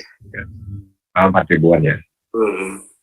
Selama itu Nabi siapa aja yang turun ya? Selama dari Nabi Adam sampai ke Yesus itu. Banyak sih, Pak. Adam berapa nabi ya? Adam bukan nabi. Ya ada banyak. Ada Yesaya, Yeremia, Yeskiel. Banyak. Puluhan. Termasuk Musa ya, derajat. Bahas apa dulu? Jangan lari ke nabi-nabi dulu lah. Yang enggak. Ini nanti nyambung juga. Kita bahas dulu tentang sebenarnya apa sih yang tujuan Allah menciptakan manusia gitu loh, Pak. Gitu loh. Nanti dari situ Bapak tahu. Oke. Itu. Enggak kan tadi kita bahas ketuhanan siapa Tuhannya Yesus, siapa Allah itu yang Esa. Gitu. Jadi Adam itu kan sama-sama mentauhidkan Allah dari dasarnya ya. Lalu kenapa ya saat Yesus itu Adam itu diusir ke dunia, lalu Adam itu kan sempat mempunyai keturunan, bahkan sampai beberapa nabi yang diutus oleh Allah kan gitu. Kenapa Yesus itu tidak munculnya itu dari dulu gitu supaya orang itu ditebus semua gitu mulai dari awal. Dosanya kan kenapa kok munculnya cuma di negeri Israel dan itu cuma sebentar gitu, nggak sampai keliling ke negara-negara lain kan. Iya. Tapi ini perkiraan aja. Kenapa gitu? Kalau bicara pribadi manusia Yesus Kristus, itu kan memang lahir atau muncul dari satu bangsa, yaitu bangsa Israel kan begitu ya. Jadi tapi gini Pak, Bapak jangan terus kenapa Yesus tidak muncul di zaman Adam begitu. Jadi gini Pak, sebentar saya admit dulu. Kalau Bapak baca di Kejadian 3 itu ayat 15, Di situ lihat tuh ketika manusia jatuh dalam dosa, waduh, terjadi satu perubahan yang besar di dunia ini gitu kan. Manusia mampu melihat dirinya itu telanjang, kekurangan dan sebagainya. Ada sesuatu yang terlepas dalam diri manusia. Ketakutan, loh kok rasa takut, tadinya nggak punya rasa takut gitu. Nah akhirnya tibalah pada saat itu ada semacam penghakiman atau sidang gitu ya. Bahwa kamu itu berbuat salah, siapa yang menyuruh kamu? Wah, si manusia mulai, ini si perempuan yang kamu berikan ke saya ini Tuhan itu. Wah, si Hawa menyalahkan, oh enggak Tuhan, ini si iblis yang membujuk saya begitu kan. Nah akhirnya tibalah pada satu kesimpulan bahwa kejatuhan manusia dalam dosa ini itu menyebabkan Allah menjatuhkan semacam hukuman begitulah ya. Ini bahasa awamnya. Tapi hukuman Allah itu selalu tidak lebih besar dari kasih Allah. Jadi dalam iman Kristen, Allah itu adalah Allah yang mengasihi, bukan Allah yang menghukum. Jadi ketika Allah saat itu menyatakan hukumannya, hai manusia, kamu seharusnya mati. Nah Allah waktu itu tidak menghukum mati manusia. Allah membiarkan manusia hidup, Pak. Secara jasmani cuma dibatasi umurnya, seharusnya dia kekal, gitu seperti itu. Allah memberikan satu hukuman, ini loh kamu harusnya mati, tapi sudahlah saya ambil hewan ini sebagai simbol pengorbanan, seharusnya kamu yang mati, tetapi untuk sementara ini saya mengorbankan hewan, gitu seperti itu bahasa awamnya ya. Di situ mulai dikenal kata korban. Jadi hukuman manusia itu konsekuensinya ada semacam pengorbanan. Nah itu Pak, tetapi Allah saat itu menyatakan kasihnya. Ciri khas Allah itu seperti itu, Pak. Kasihnya apa? Bahwa baca di Kejadian 3:15 itu, saya akan memulihkan keadaanmu, gitu kan. Aku akan membawa penghakiman, berikan penghakiman antara keturunanmu dan keturunan dan seterusnya dan seterusnya. Oh, si Adam percaya kepada janji Allah itu. Oh, berarti kondisiku yang sudah rusak ini akan diperbaiki oleh Allah. Melalui keturunannya Adam berpikir, waduh, berarti akan ada nih keturunanku yang akan melakukan apa yang seharusnya saya lakukan. Jadi Adam saat itu sudah beriman kepada janji Allah itu, Pak. Beriman kepada Mesias. Nah, itu Pak. Jadi Adam itu sudah memahami bahwa akan ada keturunannya dia yang akan menjadi penyelamat seluruh umat manusia, sehingga seluruh manusia diselamatkan, termasuk Pak Munir. Nah, jadi termasuk saya juga diselamatkan ya Pak ya? Iya, kalau Anda beriman kepada Kristus, tapi saya tidak memaksakan itu ya, nanti saya dianggap kristifikasi. Oke. Jadi yang ini bicara tentang penebusan ya. Yang ditebus dosanya itu apa setelah penyalipan, apa dosa sebelum penyalipan?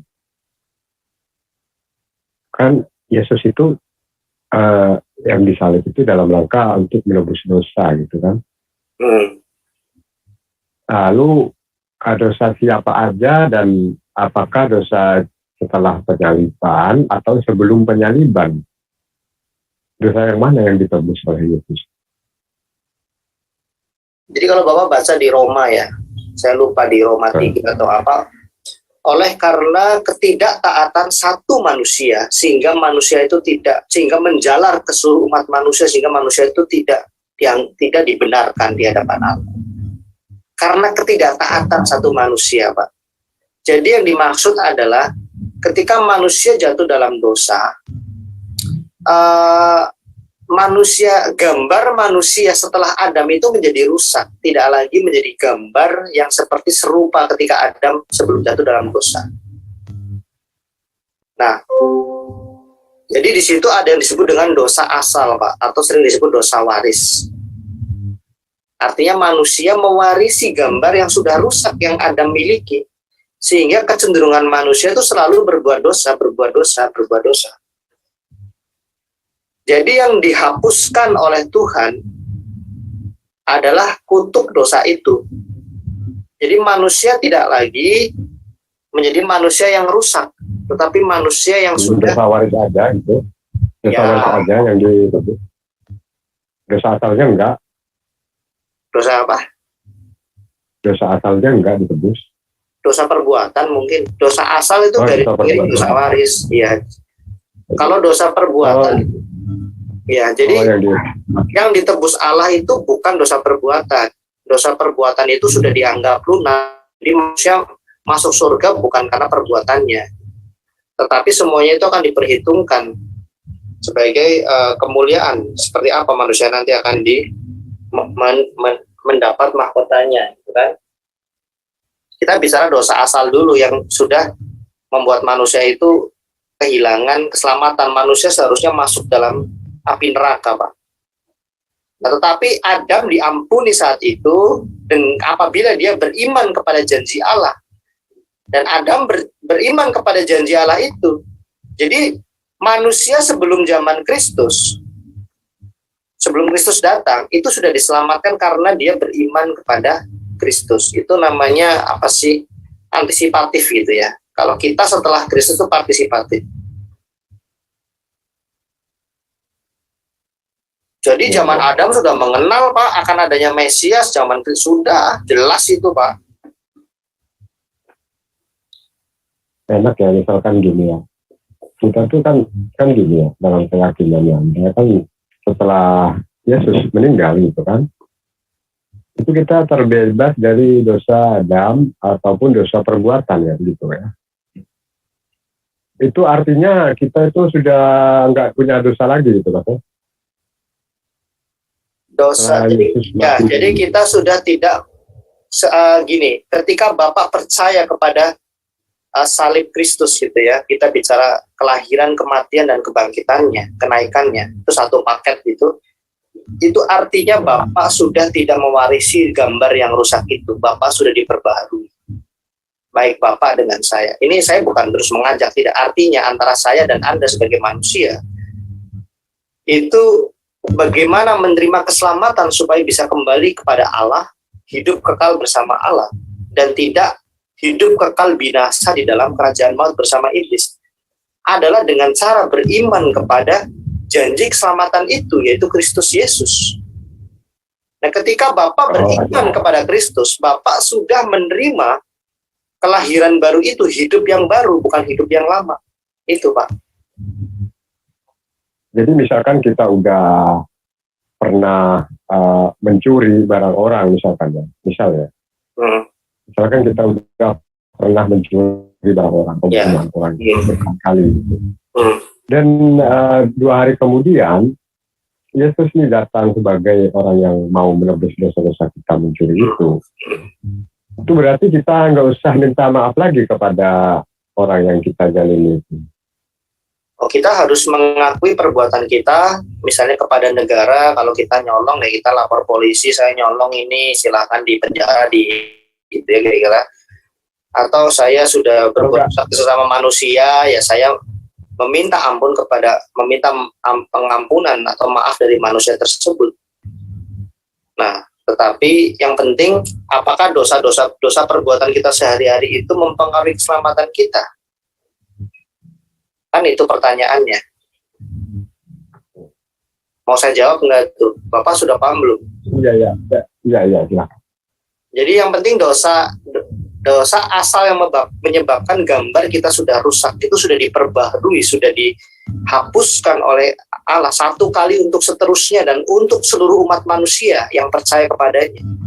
Kita tidak lagi memiliki. Lalu bagaimana dengan pencuri itu? Kalau dia itu kan, kalau pencuri ini nggak mungkin ya menyerahkan diri kepada pemerintah begitu saja. Tentu dia akan kabur gitu kan, lari.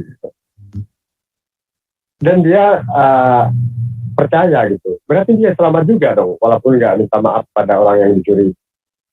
Walaupun dia nggak mengembalikan barangnya yang telah dia curi. Walaupun kan sudah dia jualnya, sudah dia makan gitu.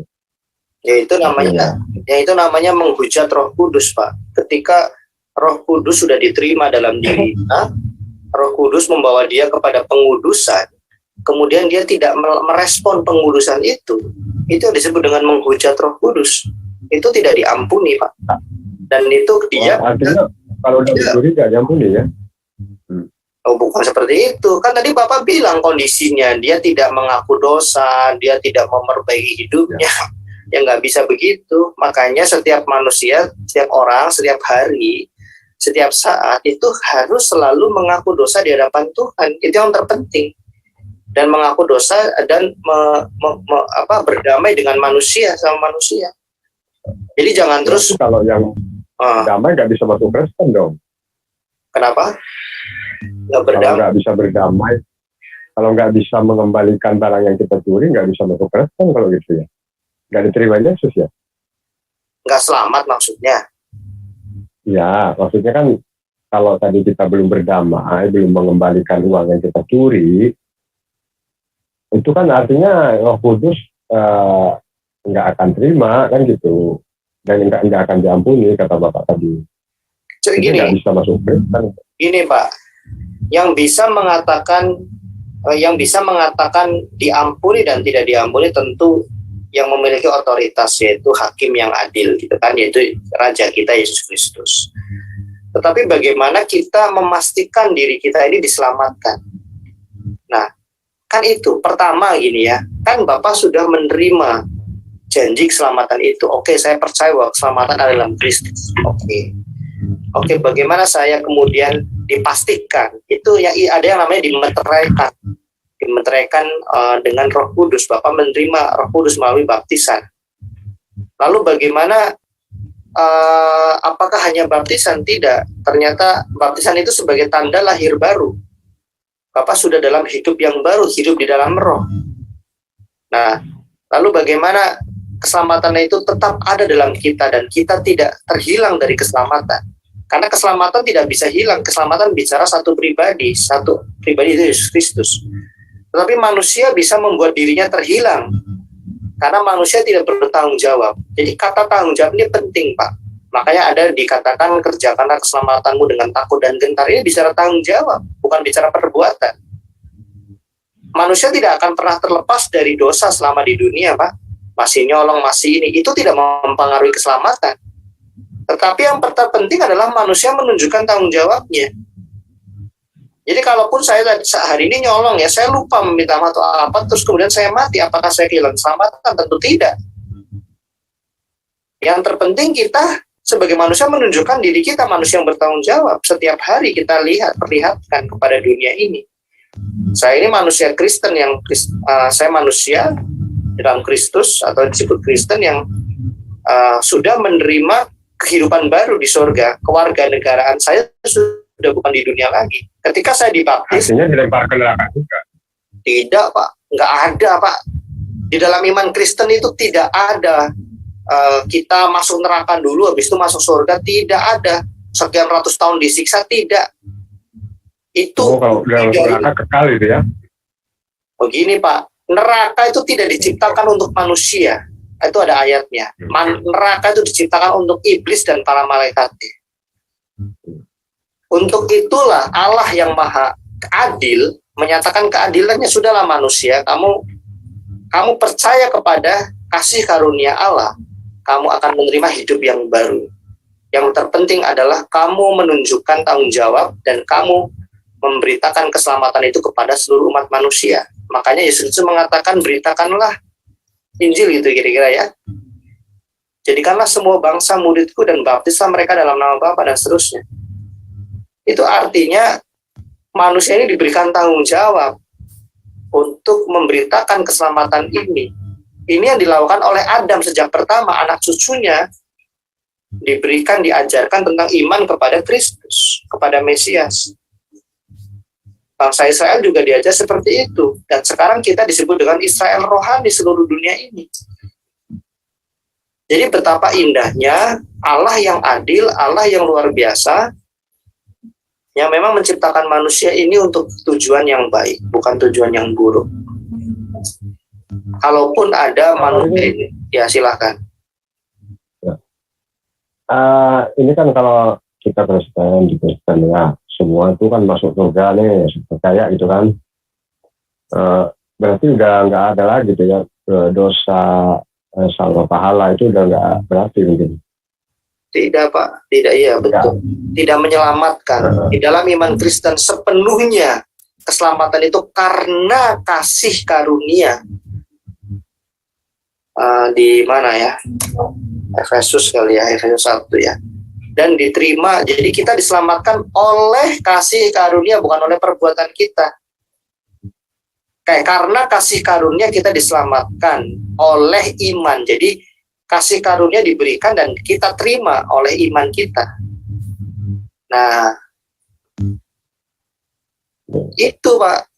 Jadi manusia nggak perlu gini Pak ya. Maaf ya, betapa buruknya, betapa tidak adilnya Allah ketika membebankan keselamatan itu pada diri manusia. Harus bergantung kepada perbuatan manusia. Menurut saya, kok Allah seperti itu? Manusia ini sudah setiap hari itu, aduh nggak usah munafik lah Pak, kecenderungan manusia itu berbuat dosa. Nggak usah ngomong amal pahala, mana sih manusia yang bisa beramal dan mendapatkan pahala, berbuat baik? Jangan-jangan cuma orang kaya doang Pak. Ya kan gini Mas ya, kalau Allah itu kan menciptakan manusia itu supaya untuk menjalankan perintahnya dan menjauhi segala larangannya. Artinya untuk beribadah hanya kepada Allah. Nah, ibadah itulah nanti kan yang membawakan dia ke dalam keselamatan, artinya ke dalam surga. Dan kalau misalkan orang itu memilih untuk jalan yang kemaksiatan, ya tentu dia itu akan menuju ke neraka gitu, ibaratnya gitu. Jadi Allah itu tidak sia-sia ya. Misalkan asalkan kau silakanlah, ampunanku ini luas, kamu ngapain aja boleh, nggak apa-apa. Nggak usah ibadah, nggak usah mengerjakan apa yang diperintahkan. Itu malah nggak sama gitu, antara yang baik dan yang jahat itu sama rata, mana keadilannya gitu. Ya, saya selama ini berbuat baik, selamat. Dia berbuat mencuri, membunuh juga diselamatkan. Rugi dong kalau gitu aku berbuat baik selama ini, kan gitu kalau sebagai orang. Ya gini Pak, ini sampai pada titik ini kita bercabang. Iman kita berbeda dalam memahami tentang Allah yang menyelamatkan. Ini kan judulnya tentang Allah yang menyelamatkan. Ini kan Allah yang menciptakan gitu ya. Dalam iman Kristen, manusia tidak mampu berbuat apapun untuk selamat. Karena secara status ya Pak ya, status quo atau secara de facto gitu ya, manusia itu sudah tidak selamat Pak, sudah di bawah kuasa maut. Penguasa maut adalah iblis. Nah, jadi yang bisa menyelamatkan manusia bukan perbuatan manusia, tetapi anugerah Allah. Manusia, kamu saya nyatakan selamat. Lalu bagaimana kita merespon itu? Ternyata ada yang disebut dengan program keselamatan Allah, yaitu melalui Mesias, Kristus. Kita harus merespon, Pak. Jadi orang Kristen itu besok mati pun tenang, Pak. Saya besok mati atau siapapun yang di sini besok mati tenang, atau nanti malam atau gimana tenang, karena kami percaya kami sudah diselamatkan. Karena kami sudah beriman kepada anugerah Allah itu, bukan lagi perbuatan ditimbang-timbang. Kami tidak mengenal itu, Pak. Maaf ya, ini berbeda boleh, tetapi kami tidak pada pemahaman seperti itu. Ya. Kalau mau jujur, Pak, siapa sih manusia yang bisa memastikan dirinya selamat di dunia ini kalau berdasarkan timbangan seperti itu, Pak? Ya, Allah itu kan gini, Allah itu tidak ngasih tahu pada kita siapa tadi yang diterima sholatnya, siapa yang mendapat haji mabrur, siapa yang puasanya diterima. Kenapa Allah tidak ngasih tahu? Supaya manusia itu selalu berharap gitu, selalu berdoa, Allah terimalah ibadahku, kan gitu. Ya. Kalau misalkan kita udah tahu bahwa tadi kita puasa itu diterima, ataupun tadi malam saya dapat Lailatul Qadar gitu, artinya manusia itu nyantai aja. Oh, saya kan udah diterima nih. Malam tadi udah dapat Lailatul Qadar yang hadiahnya 80 tahun ibadah, gitu kan. Ini Allah tidak ngasih tahu itu ya supaya kita itu selalu berharap, gitu. Nggak menyombongkan diri, gitu. Tapi belum tentu selamat kan? Bayangkan, ya memang belum tentu. Justru itulah kita harus selalu berdoa, gitu kan. Merendahkan diri, nangis di tengah malam, gitu kan. Iya, tapi belum tentu selamat kan? Ya belum tentu, memang kita nggak tahu gitu. Nah, ya sudah, nggak apa-apa Pak. Di dalam iman Kristen, kami memahami keadilan Allah dan kemahakasihan Allah adalah Allah yang mampu memberikan kepastian keselamatan. Sampai di sini mungkin berbeda. Kalau ketidakpastian keselamatan itu bagian dari Bapa untuk menyembah Allah, kami hormati. Tetapi dalam iman Kristen, kami ini merasakan keadilan Allah dan kemahakasihan Allah karena Allah mampu menyatakan kepastian keselamatan. Sampai di sini memang kita berbeda, tapi saya menghormati itu, Pak. Ya. Silakan. Tapi bukan berarti diartikan umat Kristen setelah pasti selamat terus berbuat seenaknya, tidak. Karena ada jalan yang kata orang lurus ujungnya pada maut. Bahkan para rasul pun sudah mengingatkan, hati-hati kamu merasa dirimu sudah berdiri teguh. Artinya manusia bisa terhilang dari keselamatan itu. Bukan keselamatan artinya belum jelas juga gitu. Bukan. Artinya belum jelas juga gitu. Pak, kepastiannya jelas. Saya yakin pasti selamat. Karena saya merasa saya bertanggung jawab terhadap keselamatan. Dan itu sudah ada ukurannya. Yaitu apa? Ketika saya tetap percaya kepada Yesus Kristus dan saya terus diperbaharui setiap hari. Jadi kalau orang Kristen yang sudah diselamatkan, itu jelas ciri khas cirinya, Pak. Dia sudah meninggalkan hidup yang lama. Itu pasti selamat orang itu. Oh, hidup yang lama dulu saya ya Pak ya, masih berbuat zina, saya masih suka ngomongin orang, saya suka marah-marah, saya suka ini. Ketika saya sudah menyatakan diri saya lahir baru, saya diperbarui oleh Roh Kudus, pasti hidup saya akan semakin hari semakin baik dan sama seperti Kristus. Hidup kudus.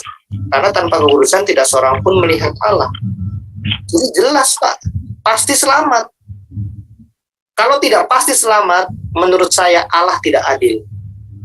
Kita boleh berbeda. Kalau saya tidak menerima kepastian keselamatan, saya menganggap itu bukan Allah, karena Allah tidak Maha Kasih.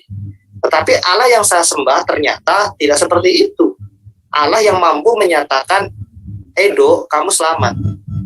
Kamu menerima kehidupan yang baru. Jelas. Nggak ada lagi.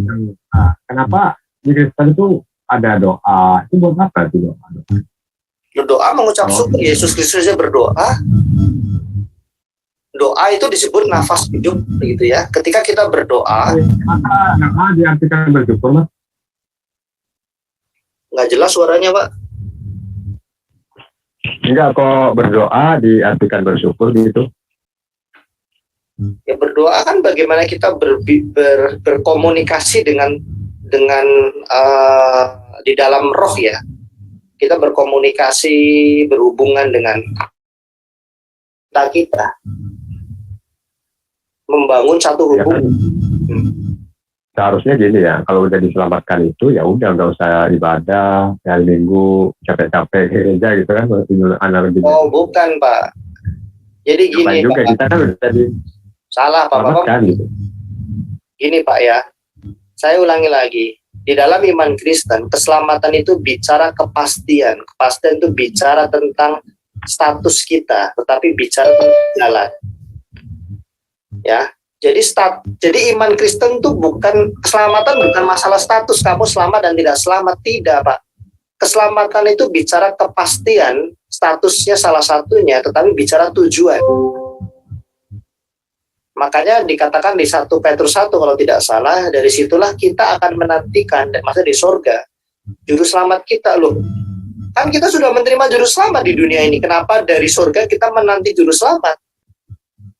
Nah, karena itu hasil akhir dari keselamatan kita. Kita kan masih hidup di dunia. Keselamatan itu bukan bicara hidup di dunia, Pak. Keselamatan bicara hidup kekal di surga, Pak.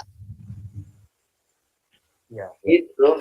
Tujuan Anda ibadah ke gereja itu untuk mendapatkan apa?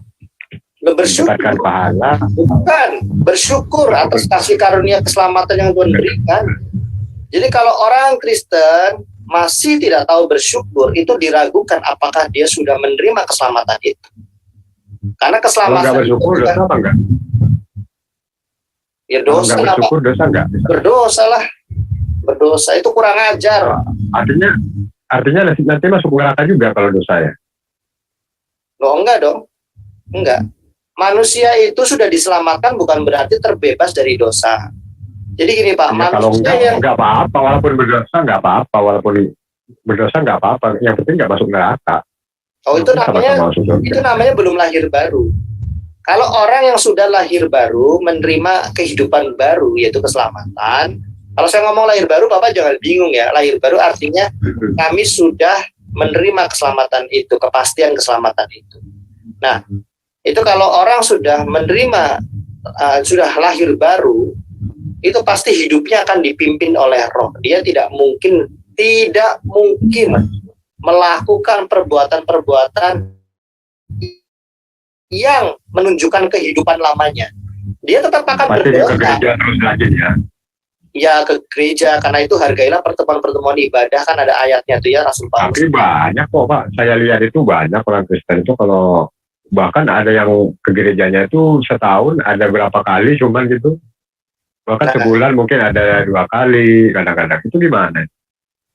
Ya itu artinya gini Pak, itu artinya dia belum menunjukkan lahir baru, dia hidup dalam kehidupan yang lama. Dan ingat Pak ya, ketika orang sudah menerima Roh Kudus dalam hidupnya, kemudian dia mengingkari kehadiran Roh Kudus dengan cara dia berbuat dosa, itu artinya dia sudah saya dalam tanda kutip ya, mulai menunjukkan ciri-ciri untuk menghujat Roh Kudus. Jadi menghujat Roh Kudus itu bukan mengata-ngatai Roh Kudus, tidak. Menghujat Roh Kudus adalah menolak kesaksian Roh itu di dalam hati kita. Roh itu setiap hari bersaksi. Edo, kamu sudah diselamatkan oleh Yesus Kristus. Kamu sudah menerima kewarganegaraan ini. Kamu harus menunjukkan tanggung jawabmu, kamu harus dikuduskan, kamu harus disatu. Tapi kalau kita menyangkal terus, itu namanya kita menghujat Roh Kudus. Artinya berat sekali ancamannya ya Pak ya. Orang yang nggak gereja bisa berdosa, nanti masuk neraka. Dan kalau udah masuk neraka itu kan buat saya tidak berat Pak, karena sebanding dengan kepastian keselamatan. Aneh sekali, saya tersesat di tengah hutan, saya melihat, bayangkan Bapak tersesat di tengah hutan Papua di sana, terus Bapak tidak ada listrik, Bapak bingung, pohon-pohonnya menutupi menutupi sinar matahari masuk. Tiba-tiba Bapak menerima dari kejauhan satu tanda untuk Bapak bisa keluar. Sebandinglah dengan itu, kepastian keselamatan itu sebanding. Kan gini, tadi Anda bilang kalau nggak ke gereja dosa. Kalau dosa itu pasti ya masuk neraka. Enggak, kata siapa? Meskipun saya berbuat dosa, saya masih diselamatkan. Karena gini Pak, tenang Pak, gini Pak. Itulah luar biasanya iman Kristen Pak. Karena tidak satu pun manusia tidak berdosa, itu jelas di Roma dijelaskan itu, semua manusia berdosa. Tetapi bagaimana supaya meskipun kita berdosa kita tetap diselamatkan? Ya, kita harus selalu mengaku dosa di hadapan Tuhan. Karena dosa itu menutupi hidup kita menjadi gelap sehingga terang Kristus, saya lupa ayatnya di Galatia mungkin ya, terang Kristus itu tidak bercahaya atas kita. Karena terang, Kristus adalah terang dan Kristus adalah keselamatan. Jadi manusia yang diselamatkan tentu manusia yang berdosa. Kalau tidak berdosa ngapain diselamatkan Pak? Kok aneh sih? Kita terlepas dari dosa itu nanti setelah di sorga. Itu di 1 Petrus kalau tidak salah. Ya kalau gitu nggak usah ke gereja juga nggak apa-apa, walaupun berdosa nanti kan sudah diselamatkan juga. Oh tidak dong, itu satu perintah. Jadi gini Pak, Yesus di Alkitab Perjanjian Baru saja ada lebih dari 100, mungkin sekitar 150 daftar perintah Kristus gitu untuk dalam kita berkehidupan sehari-hari yang tercatat ya. Belum nasihat-nasihat dan para rasul, itu banyak sekali Pak. bagaimana kita menguduskan diri kita, hidup berdamai dengan saudara-saudara kita, tidak suka dengan perbantahan, menjauhi perbantahan dan sebagainya, itu banyak sekali. Jangan berzina, jangan bercerai, gitu-gitulah misalnya. Itu banyak. Itu Kalau berzina dosa nggak, Pak? kenapa? Kalau berzina dosa nggak? Berzina dosa dong. Juga, ya. Dosa. Tapi kan diampuni, nggak apa-apa, Pak. Nggak bisa. Orang yang berbuat dosa dengan kesengajaan seperti itu, kemudian, aduh, saya yang penting selamat, nanti malam saya berbuat zina dengan perempuan. Saya sangat yakin dia tidak diselamatkan. Saya sangat yakin ya. Saya tidak menghakimi dia, tapi sangat-sangat yakin. Karena itu yang disebut dengan menghujat Roh Kudus. Ketika roh itu sudah berbicara dalam hati kita, Edo, kamu jangan melakukan itu. Kemudian saya melakukan itu sama saja dengan menghujat Roh Kudus, dan itu tidak diampuni, tidak diselamatkan.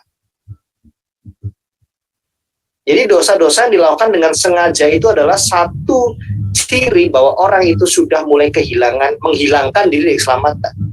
Jadi jalan keselamatannya tetap ada, tetapi manusia bisa keluar dari jalan itu karena manusianya.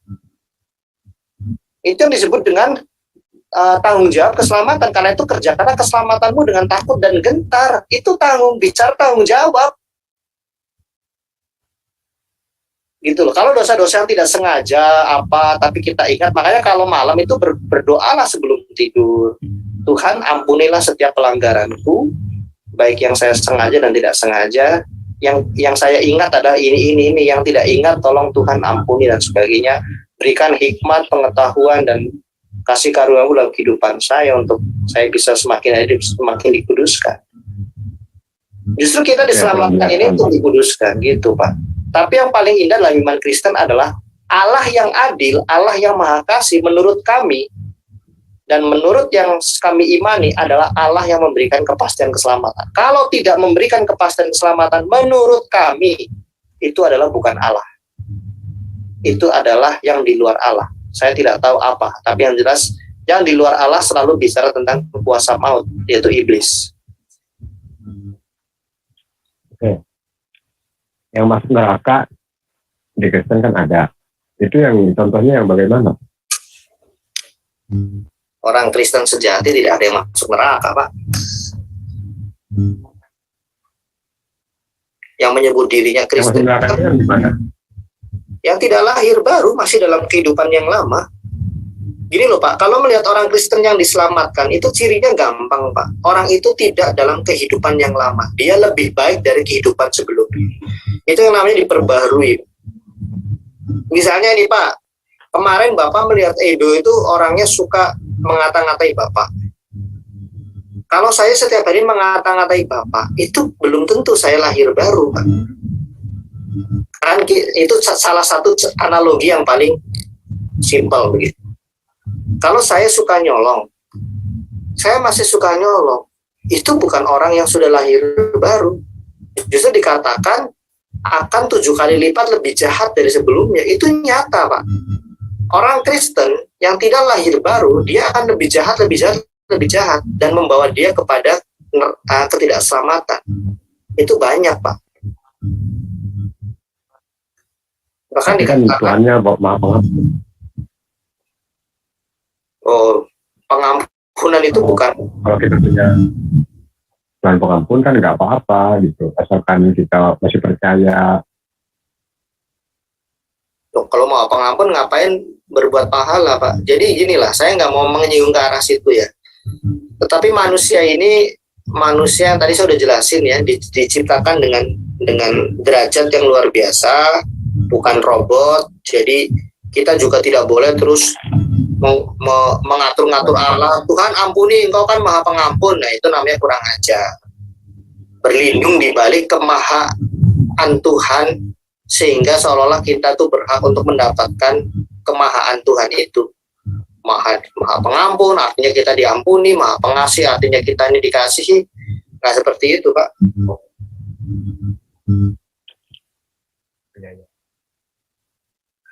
Kira-kira dari saya itu ya.